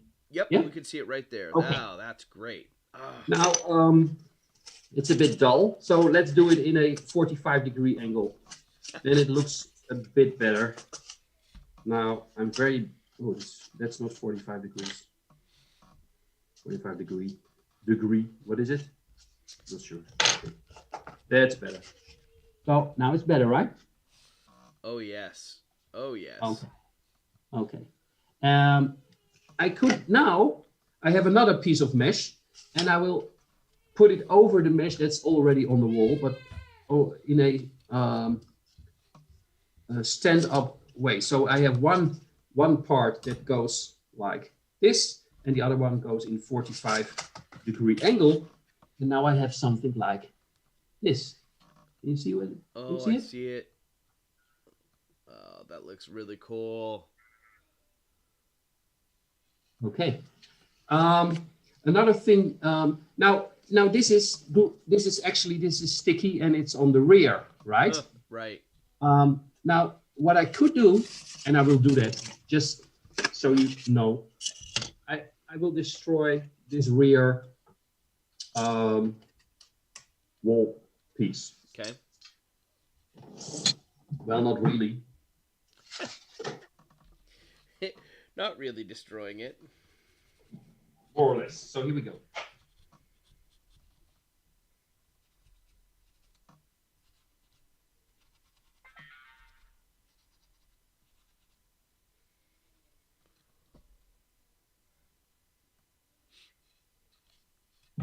Okay. So here I have the wall in two pieces, right? Mm-hmm. And actually what I'm doing now is I take the mesh, open up the wall, put the mesh in, close the wall, glue it together. And now the mesh is inside the wall, right? Lovely. So I was just going to say, like, what was the solution for that? Do you just paint over it? And that's exactly what you just showed us. And now it's layered. yes. It's layered within there clean, and it's so if you wanted to use the interior as well and do up the interior, you could. I love it. So now I have here a little piece of glass. Mm-hmm. Yeah. Okay. So I can open it up. I can put it in. I can close it. And I'm not sure if it's visible or not, but now I have actually glass that's in it, 100% right? visible. That's so cool. Yeah. But now it's a combination with glass and mesh. I can also remove the mesh, only leave the glass in. They have very thin, clear cellophane rolls at your craft stores, or at least they do here in the U.S. But like a clear cellophane, Gerard. And even if you didn't have like the stained glass cutout, you could just cut out a sheet and layer in like whatever color you wanted. Like if you wanted an ember color, like a blue color, you could easily do that as well. Those are great. Those windows are fantastic. Oh, those are cool. Yes, and along with the little MDF windows, I have they look really cool. But again, this is not a commercial show. This is a crafting show. Right. I don't want to put too much attention on all that stuff. If people want to, they know where to find me. That's just it. Like if you this is a good time to just you got to give me one plug for your amazing website.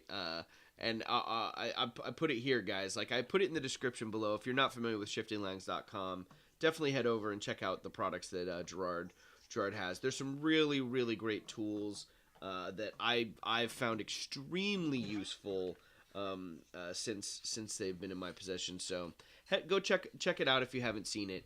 But it's, again, like you said, you can use whatever you have around you. There's so many things that are available to help you do any task, any tool.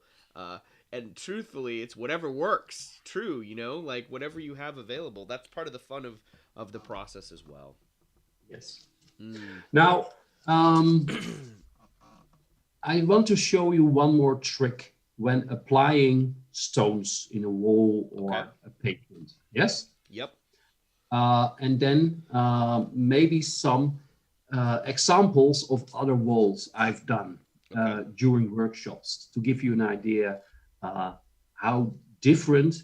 The fun thing is I always start off with teaching this because this is very basic. You learn working in layers, you learn about cutting, you learn about structuring, about the pressing techniques, a little bit of composition. You actually do learn a lot by simply building a small wall like this. Yes. Yes. Before I go to some other wall examples I've done in the last year or so, I would like to show you, I have here another sheet. I will lay it on the table. Okay. Now maybe you can see it through my phone. Yep.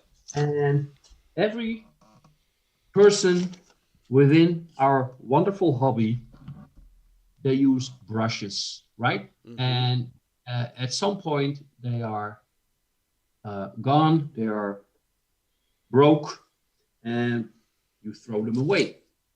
This is perfectly okay. So here we have a brush, but actually I'm interested in the metal part of the brush. Now we have large brushes and small brushes. Now with a small plier, I can, normally the brush itself, the metal part is round, but with a little plier, you can squeeze it and make a certain shape with it. Okay. And here starts the fun, because now I can imprint actually that shape in my phone, making a wall or a pavement at lightning speed. So this is what I've done in a few seconds. Yes? Oh, that's so cool. And sure, what you can do also is, first you take your aluminum foil ball. So now we have some texture on it. And let me see, what do we, oh, this is a nice one.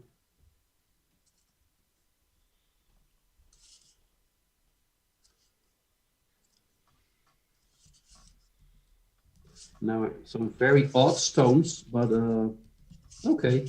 Again, so the metal part of your brush could be used as a, how do you call it? Call it a stamp? Stamp?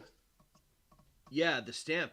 I think that's great. Oh, that's, you're creating your own texture tool with just the end of. Yes.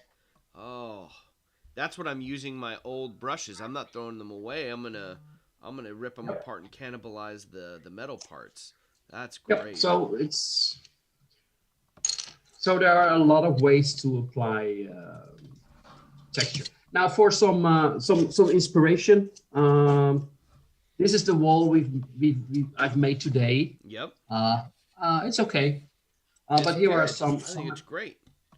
Now, do you do anything with the top, Gerard? Do you do anything with the top band of stone above the wood? Or do you just leave that blank usually? Actually, if you would put a 28 millimeter or I'm not sure how you call it, a mini for a tabletop, regular size, then this wall is a bit too high. So I could imagine cutting this off, and here is the next level of your, or maybe you start going for the roof. So it's a little bit too high. That's why I decided to not go all the way up. But there are some ideas about that. So here's actually the same, but this is one sheet. This is only one sheet, right? With a lot of texturing. Here we have a two-part sheet. And again, we done all the techniques.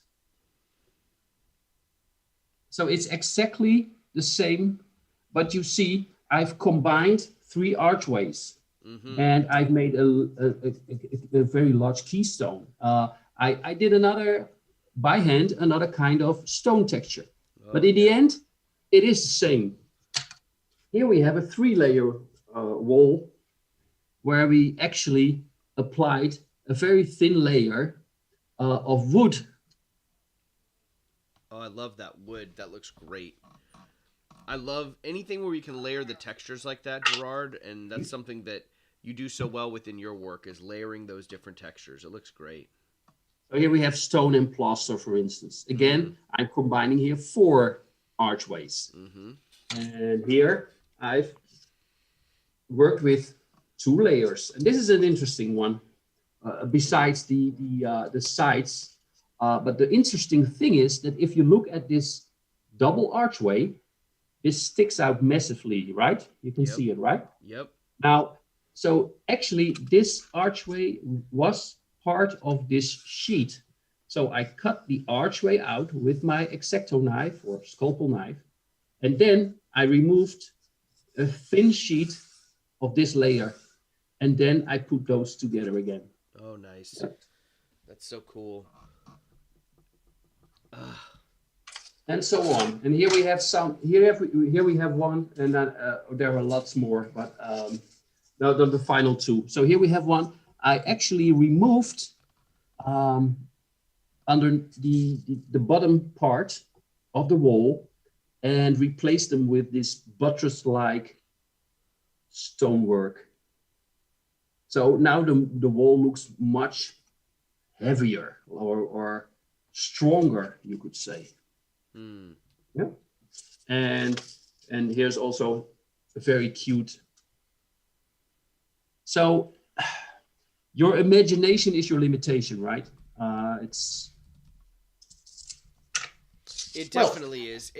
And I think like that's what's so cool about being able to take the different shapes and structures, and if you take the different measurements like you were talking about, just using a couple of the different diameters, like cutting out the different diameters of the circle, you can create the different sizes that you're going for to layer those techniques in without any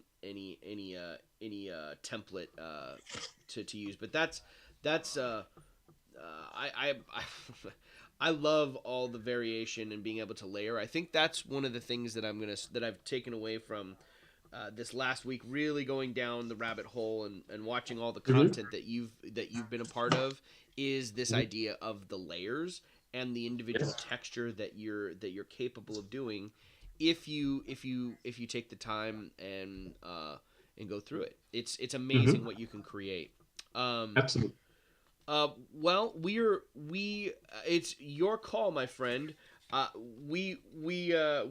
have time. If everyone else is down to hang out, we have more people watching now than we did earlier. Okay. Do Sure. you want to rip that bridge? Do you want to show us how to build a bridge in 5 minutes? Yes. If I want to show you freehand cutting. Great. Oh yeah. Let's please. And actually, I want to show you how I make a bridge. And hey, I didn't plan on doing working this evening, so I can go on as long as you like. No, not as long as you like, but I can easily. I want to show you the bridge, the quick one, maybe even the variation of the ruined bridge. Ooh. And maybe I'm thinking about, I showed this one. I'm not sure if you've seen it. This door. Have you seen the door? Oh yes, I have seen the door. Now this is one that you make and layer. That's actually making that door is relatively simple. Okay. And I'm not making if I make one, I'm not making one. I can make 10 at a time. Right. I watched that Maybe video. I watched one of the earlier ones where you then I don't have to show it. Well, other people might want to see it too. I just went down the Gerard Boom rabbit hole this week and found all the things that you'd done. And when you did that, I was like, what is he doing? And then when you finished it, I was like, oh, he's gonna rip the doors. It was great. Such a good technique. Now, okay, I will make a Gothic door. And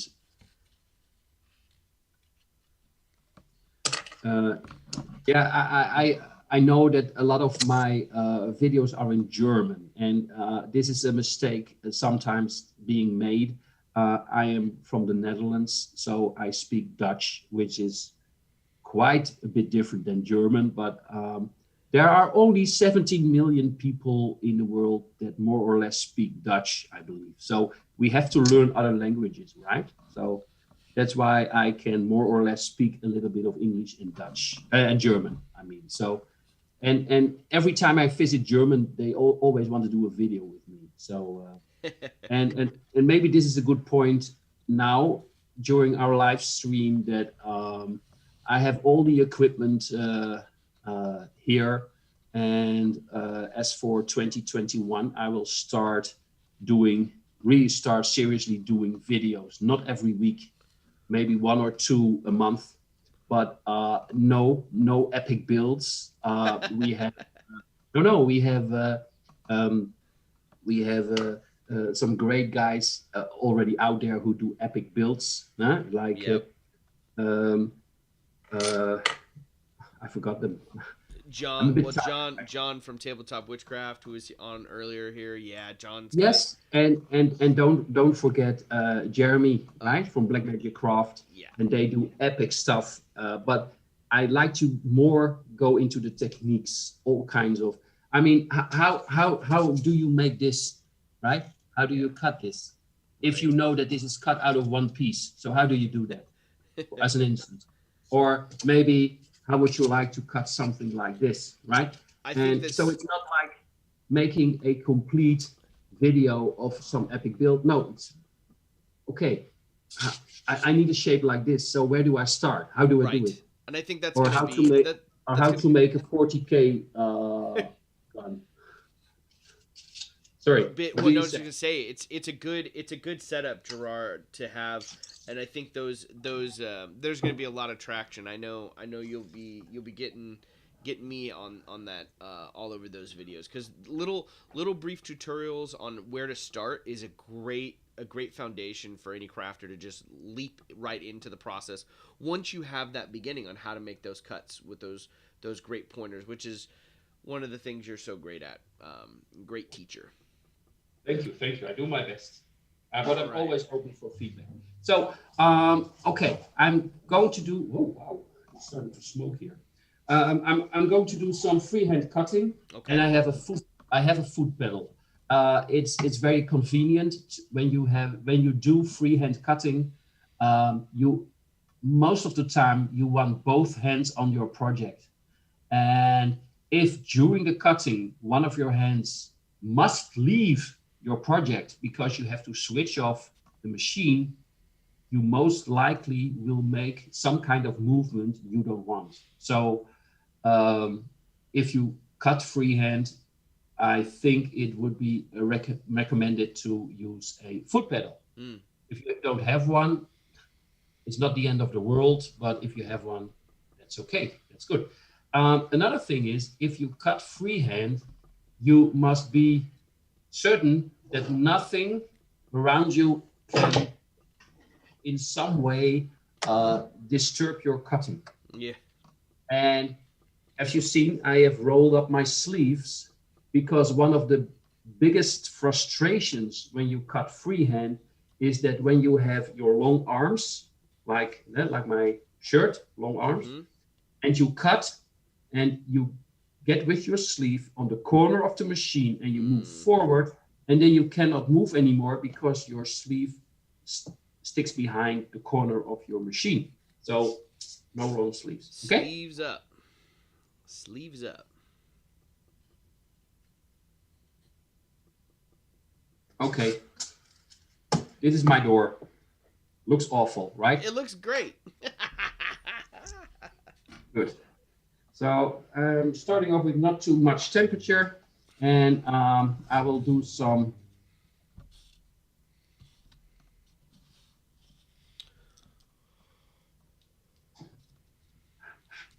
Okay, that's nice.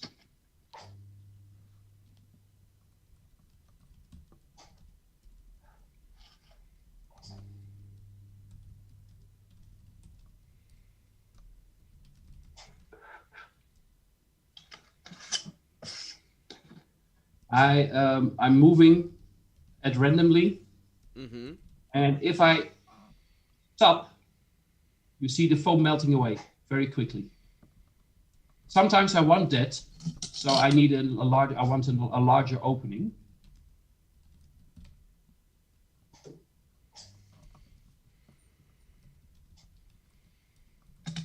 And the wire gets very hot, so if you are done and you switch off the power, don't immediately move the block. Just wait 1 full second, so the heat is really away from the wire. Otherwise, the wire will stick to your foam. Okay.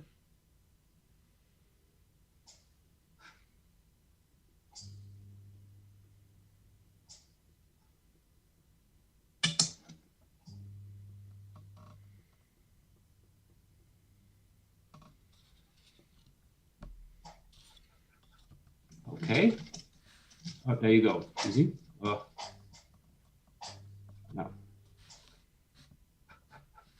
Okay. Work with me.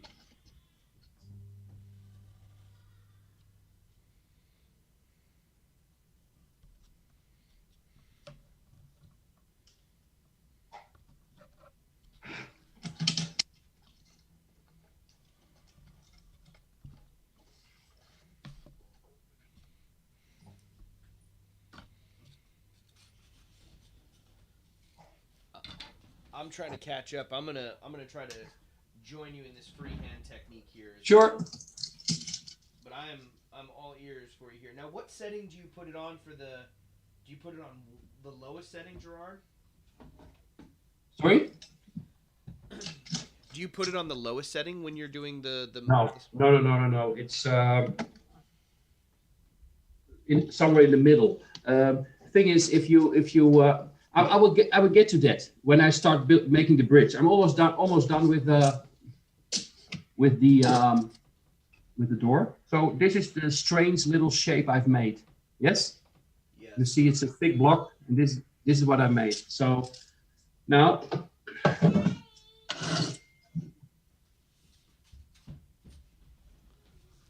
so here we go.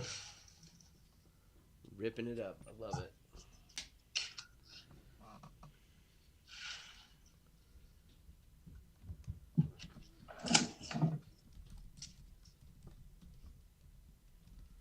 So here you already have a double door, or a two sides of a door, right? Oh, I love it. Look at that. Look at that. And since you have a whole block, you can cut, and then you have all these ornament doors. And if you glue them on a thin sheet, thus forming a door, and it's dry, then you, for instance, apply wood structure, so it would look a bit like this. It looks so cool. What was that pattern? Like, how was that pattern you just drew quickly? Was it just a couple spirals that you drew off the main line? I just did it. I didn't make a drawing, right? It's just like, as you see, at randomly, I am moving a bit to and fro. I see. But surely you can make some kind of design which you like, apply it with a pencil and trace it. And since the block is very thick, the top layer, only a very thin slice you can slice off, and then you can start cutting these doors, right? Yep. Okay. Now let's go to the bridge, right? All right, let's go to the bridge. So I have a block, a thick block. Yep, I've got mine in front of me here. Okay, and now come to think of it, the other guys that bailed out, they prepared and they glued their blocks, and oh well. They have them still. They're still they've been chatting and along the side here with me. They're Danny was saying he didn't think his wall came out as good. But before we may not have them pop back on the stream, but before the end of the day, we'll have them pop on and we'll see where they got to with their stuff too. Okay, cool. So now this is a block of foam, and just to give you an idea, where's my imperial measure? So this is a bridge that will be 11 inches long and only 2 and a little bit high, 2 inches high, and it's 3.5 inches wide. But okay, so here we have it, right? This is the outline of my bridge. Yep. So now I'm going to cut freehand. Okay. And okay, about the heat, right? So yes. Now I have a thick block of foam. I will put the machine on. Oops. And now I will go with the block into the foam. Okay. And what I'm doing now, I'm just looking how fast do I have to move. Yeah, yep. To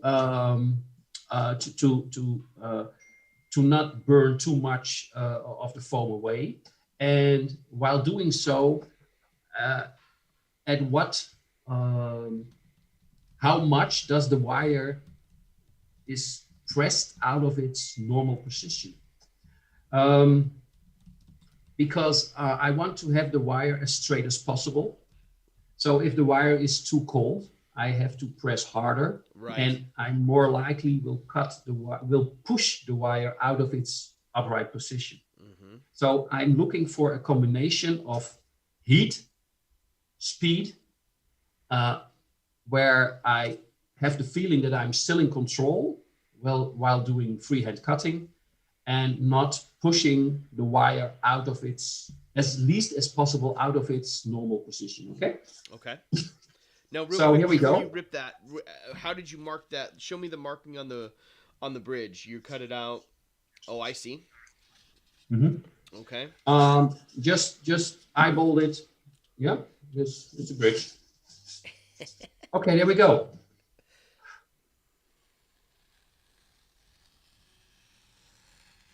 One very important thing while you are cutting. Now, this is a long cut. Is to keep breathing. Hey, that's a good note. One of our viewers in here, it's my nephew actually, was talking about making sure that breathing while cutting. He mentioned that earlier too. Great minds. Another thing is while I am moving, and if the wire is, let me say the wire is, and if you look from the top. Let's say the wire is at the beginning. My eye is an inch in front of the wire. Oh, I remember you talking to me about that. So actually, when you cut, sure, you follow the line, but you are not looking at the wire. I'm looking a little bit in front of the wire. Where does the wire have to go? For some reason, that makes it more easy to make the cut. And if you should leave the line, which you probably will do, if you look very closely, I've done it more or less myself as well. But if you focus on the wire itself, you have the urge to correct right away, which means you will not go in a fluent line onwards. No, you cut corners. and Yep. then you mess the whole thing up. So if you see, oh yay, I'm leaving, oh my gosh, I'm leaving the line, then just keep on cutting and try in a very relaxed way to get back to that line. Yeah. It sounds easy, but it's not. I tried to correct hard in the beginning here, and you'll see later. It created like that little divot. Yeah, right when I first started cutting, I did exactly what I wasn't supposed to do. But after that, I just brought it back to normal and was able to finish it off the rest of it just fine. Still in good shape here. What's the next line? So I measured out the middle of the bridge.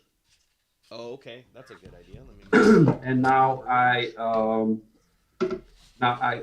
need a circle, and in this case I take my template set and draw the half circle. So this would be the right. So you draw a circle. You draw a circle there. You say? Yes. However, I am not pleased with it. It's too high. I will show you in a moment.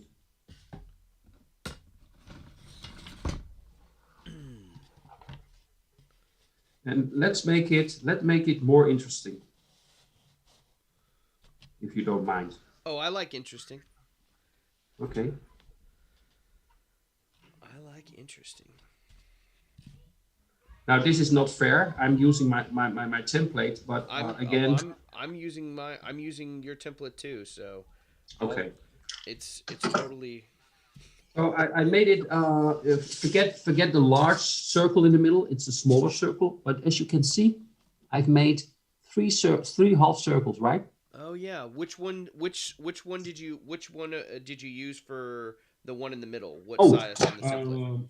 Actually, I used the second large. Yep. And then this one, these two. This in the middle, on the left and on the right. Copy that. And how far up did you go, Gerard? Okay, let's put it. Wait, this is the best way to see it, I guess. Then you see that actually this one and this one, you see, they are.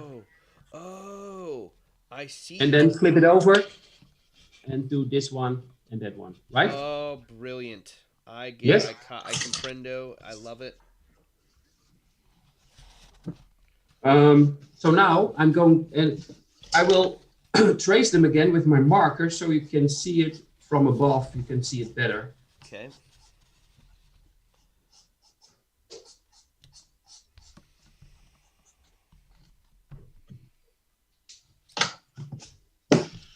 So this is visible, right? Yes. Okay, good. That looks Okay. Where's my? Okay. So the good thing. Let me see. Let me explain. When I cut, I do a. You want to? I forgot it. Colin, actually, if this first line you've never cut before, right? Yep. And this is the first time you're doing it. Now imagine this is the line you actually want to cut, the line we just cut. But before I make that cut, let's assume, just assume,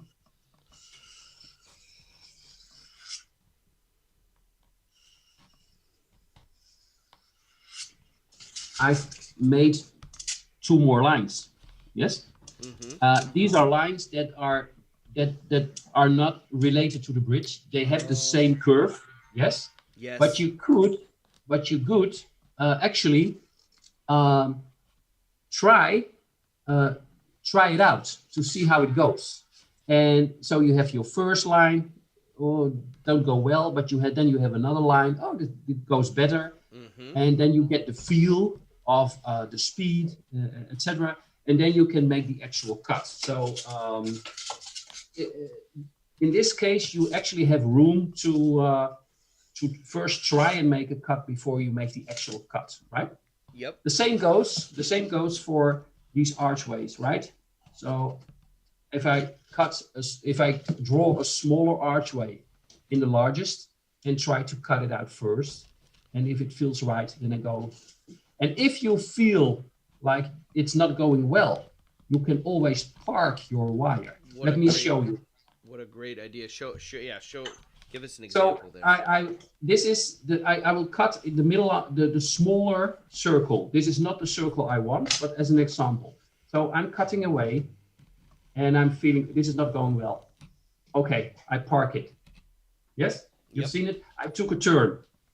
I left my line and went to the area that I throw away anyway, because it doesn't belong in the bridge. Right. And if I feel confident, I make a detour, get back on the line.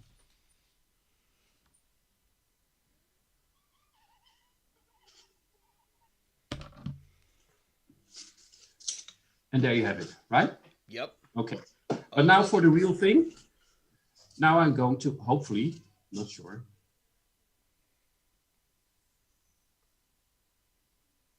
Now I'm going to cut out the 3 arches. Okay, that's arch number 1.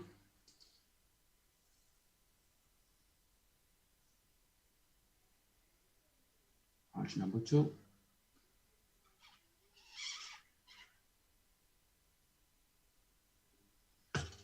And arch number 3.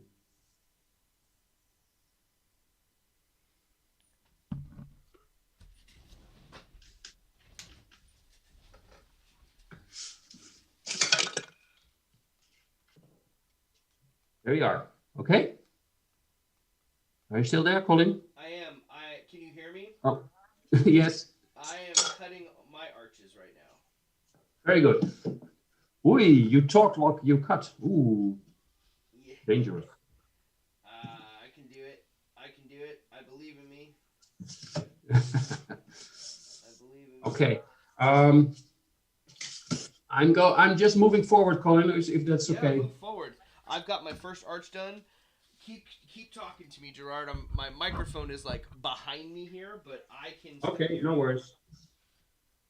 So now I'm looking. Now I have my bridge. This is the side, and this is the top. And this is a very dull bridge because it's a rectangle. So let's make the bridge look a little bit more interesting. Interesting. Interesting is good. I know. So I will. Again, I eyeball it. I will make this bridge a little bit curved inwards. So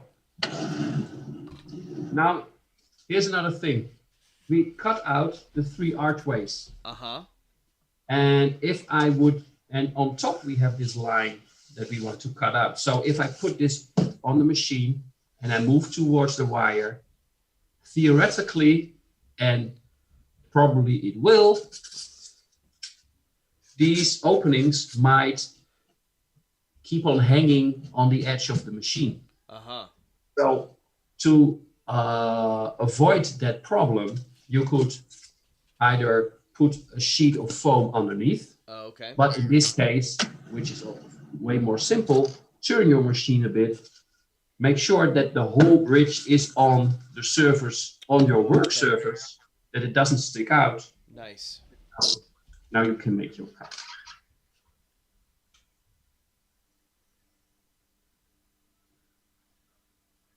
Now, as you see, I've made this curved line. I draw this curved line only on one side of the bridge. Right. I've noticed that. And it needs to be on both sides. Now, I would like to have it symmetrical, right? Yep. So first I have this one. So now it's, as you can see, and this is my template. So I take this one, I get it off, I flip it over, I put it on the other side, take a pencil and draw.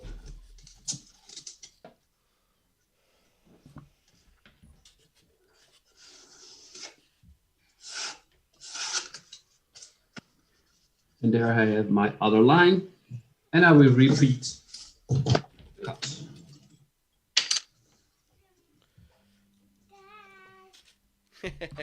I hear you, honey. Almost done.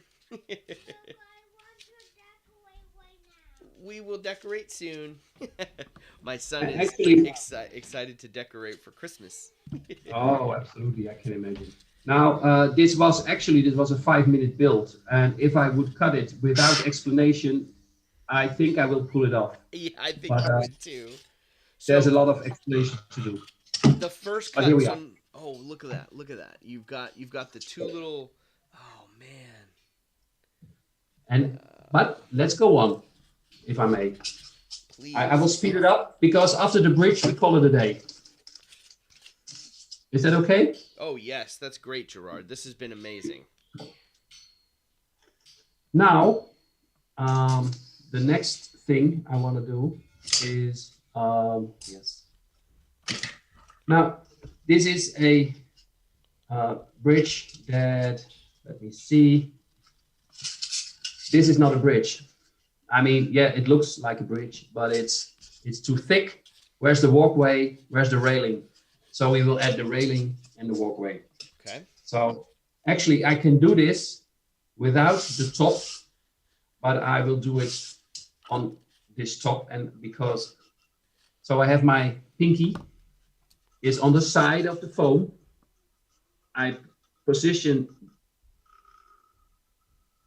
the marker, and there you have it, right? Uh-huh. So, and actually this is something I can do quite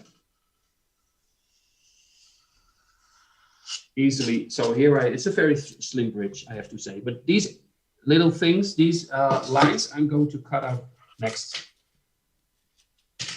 And you will see in a moment why I keep this block on top. Okay. I'm thinking if it, okay, well, forget it. I stopped thinking, I'm just acting now.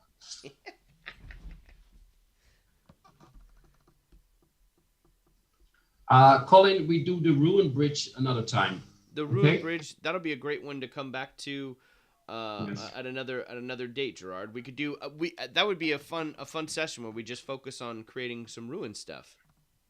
Yeah, why not? Why not? Sure. Okay, this is number one.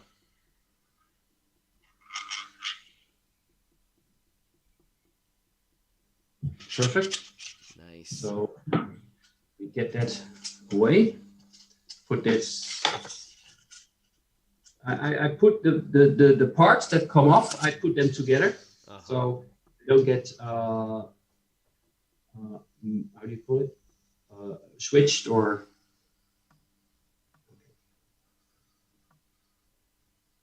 Can utilize them for other stuff too. Sorry? Are those getting used for the bridge that you're cutting right now, Gerard, or are you going to? Yes, use it? yes. Perfect. Yep. We have to do a final step. Again, we can do a lot of variations. We can make it a lot more difficult, but this is it. So I cut it. Now I put. Okay, so let me see.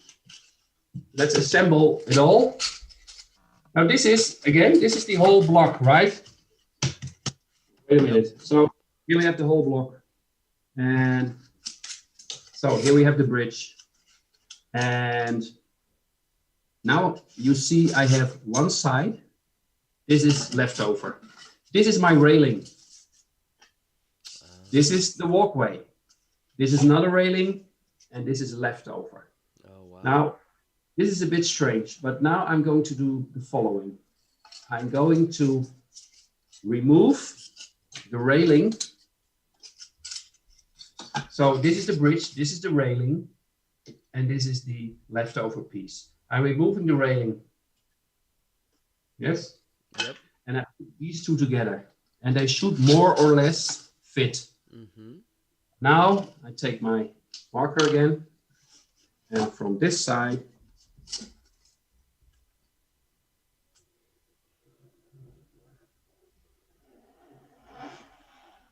okay.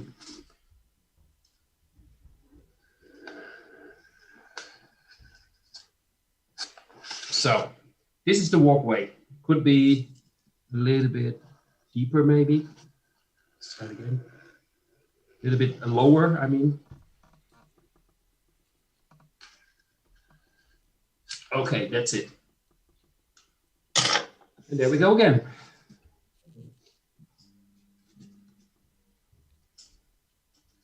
Okay, let's do it.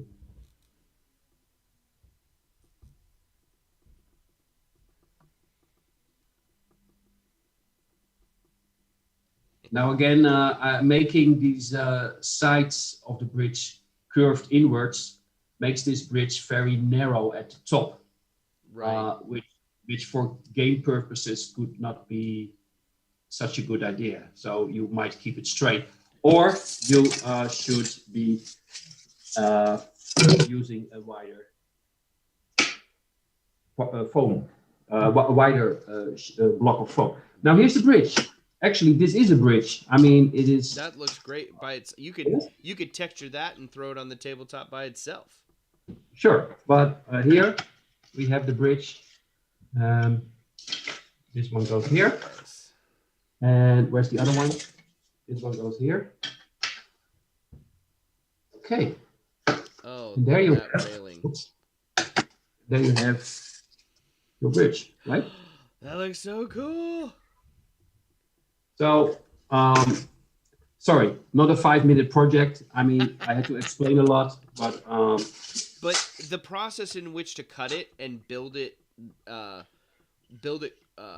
quickly is there, Gerard. Yep. Like that is when you all in said and done. Like the rough shape and creating just the initial cuts for the archways and the outline of it is there. And even in that, like I said before, you could leave it by itself and just texture it and throw it on there. But I really, it's a quick build, Gerard. That's the quickest, one of the quickest ways to create a bridge I've ever seen. So I like that setup. Yeah.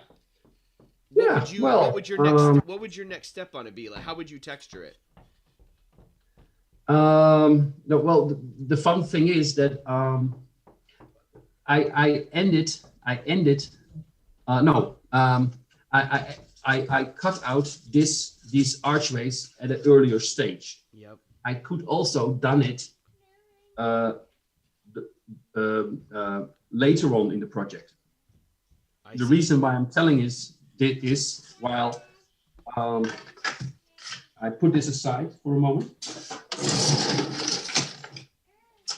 because now I'm not that confident, but maybe, give me a second. So that's one, that's two,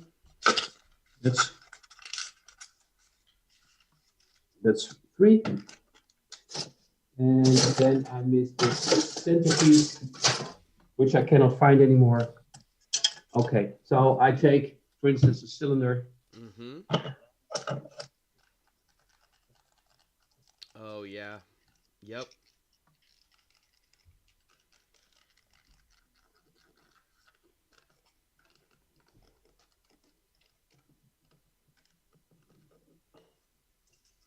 Boom. Texture. There's your bridge, right? Love it. And actually, if I want, for instance, this structure, I'm not sure, let me check. Yep, that's the size. So I can now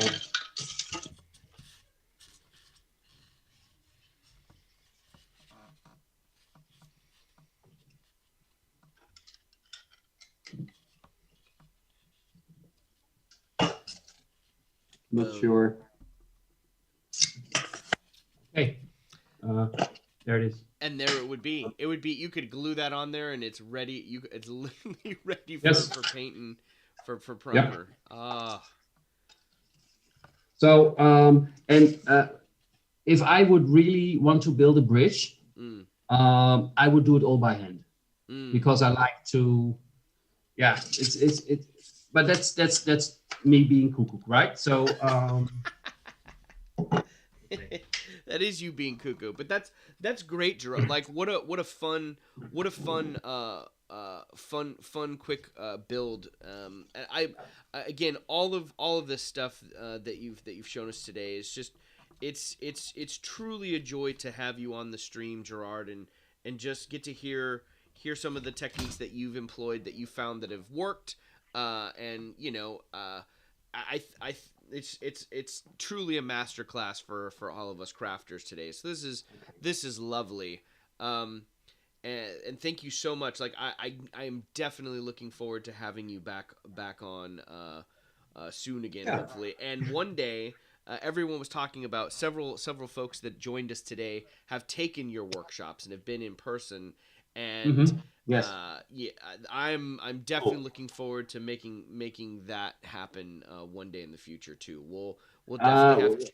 Well, as I said, when this pandemic is over and there is a possibility, since there is since last week there is Shiftinglands USA. Yes, I have a shop now in Maine in the USA, which is phenomenal.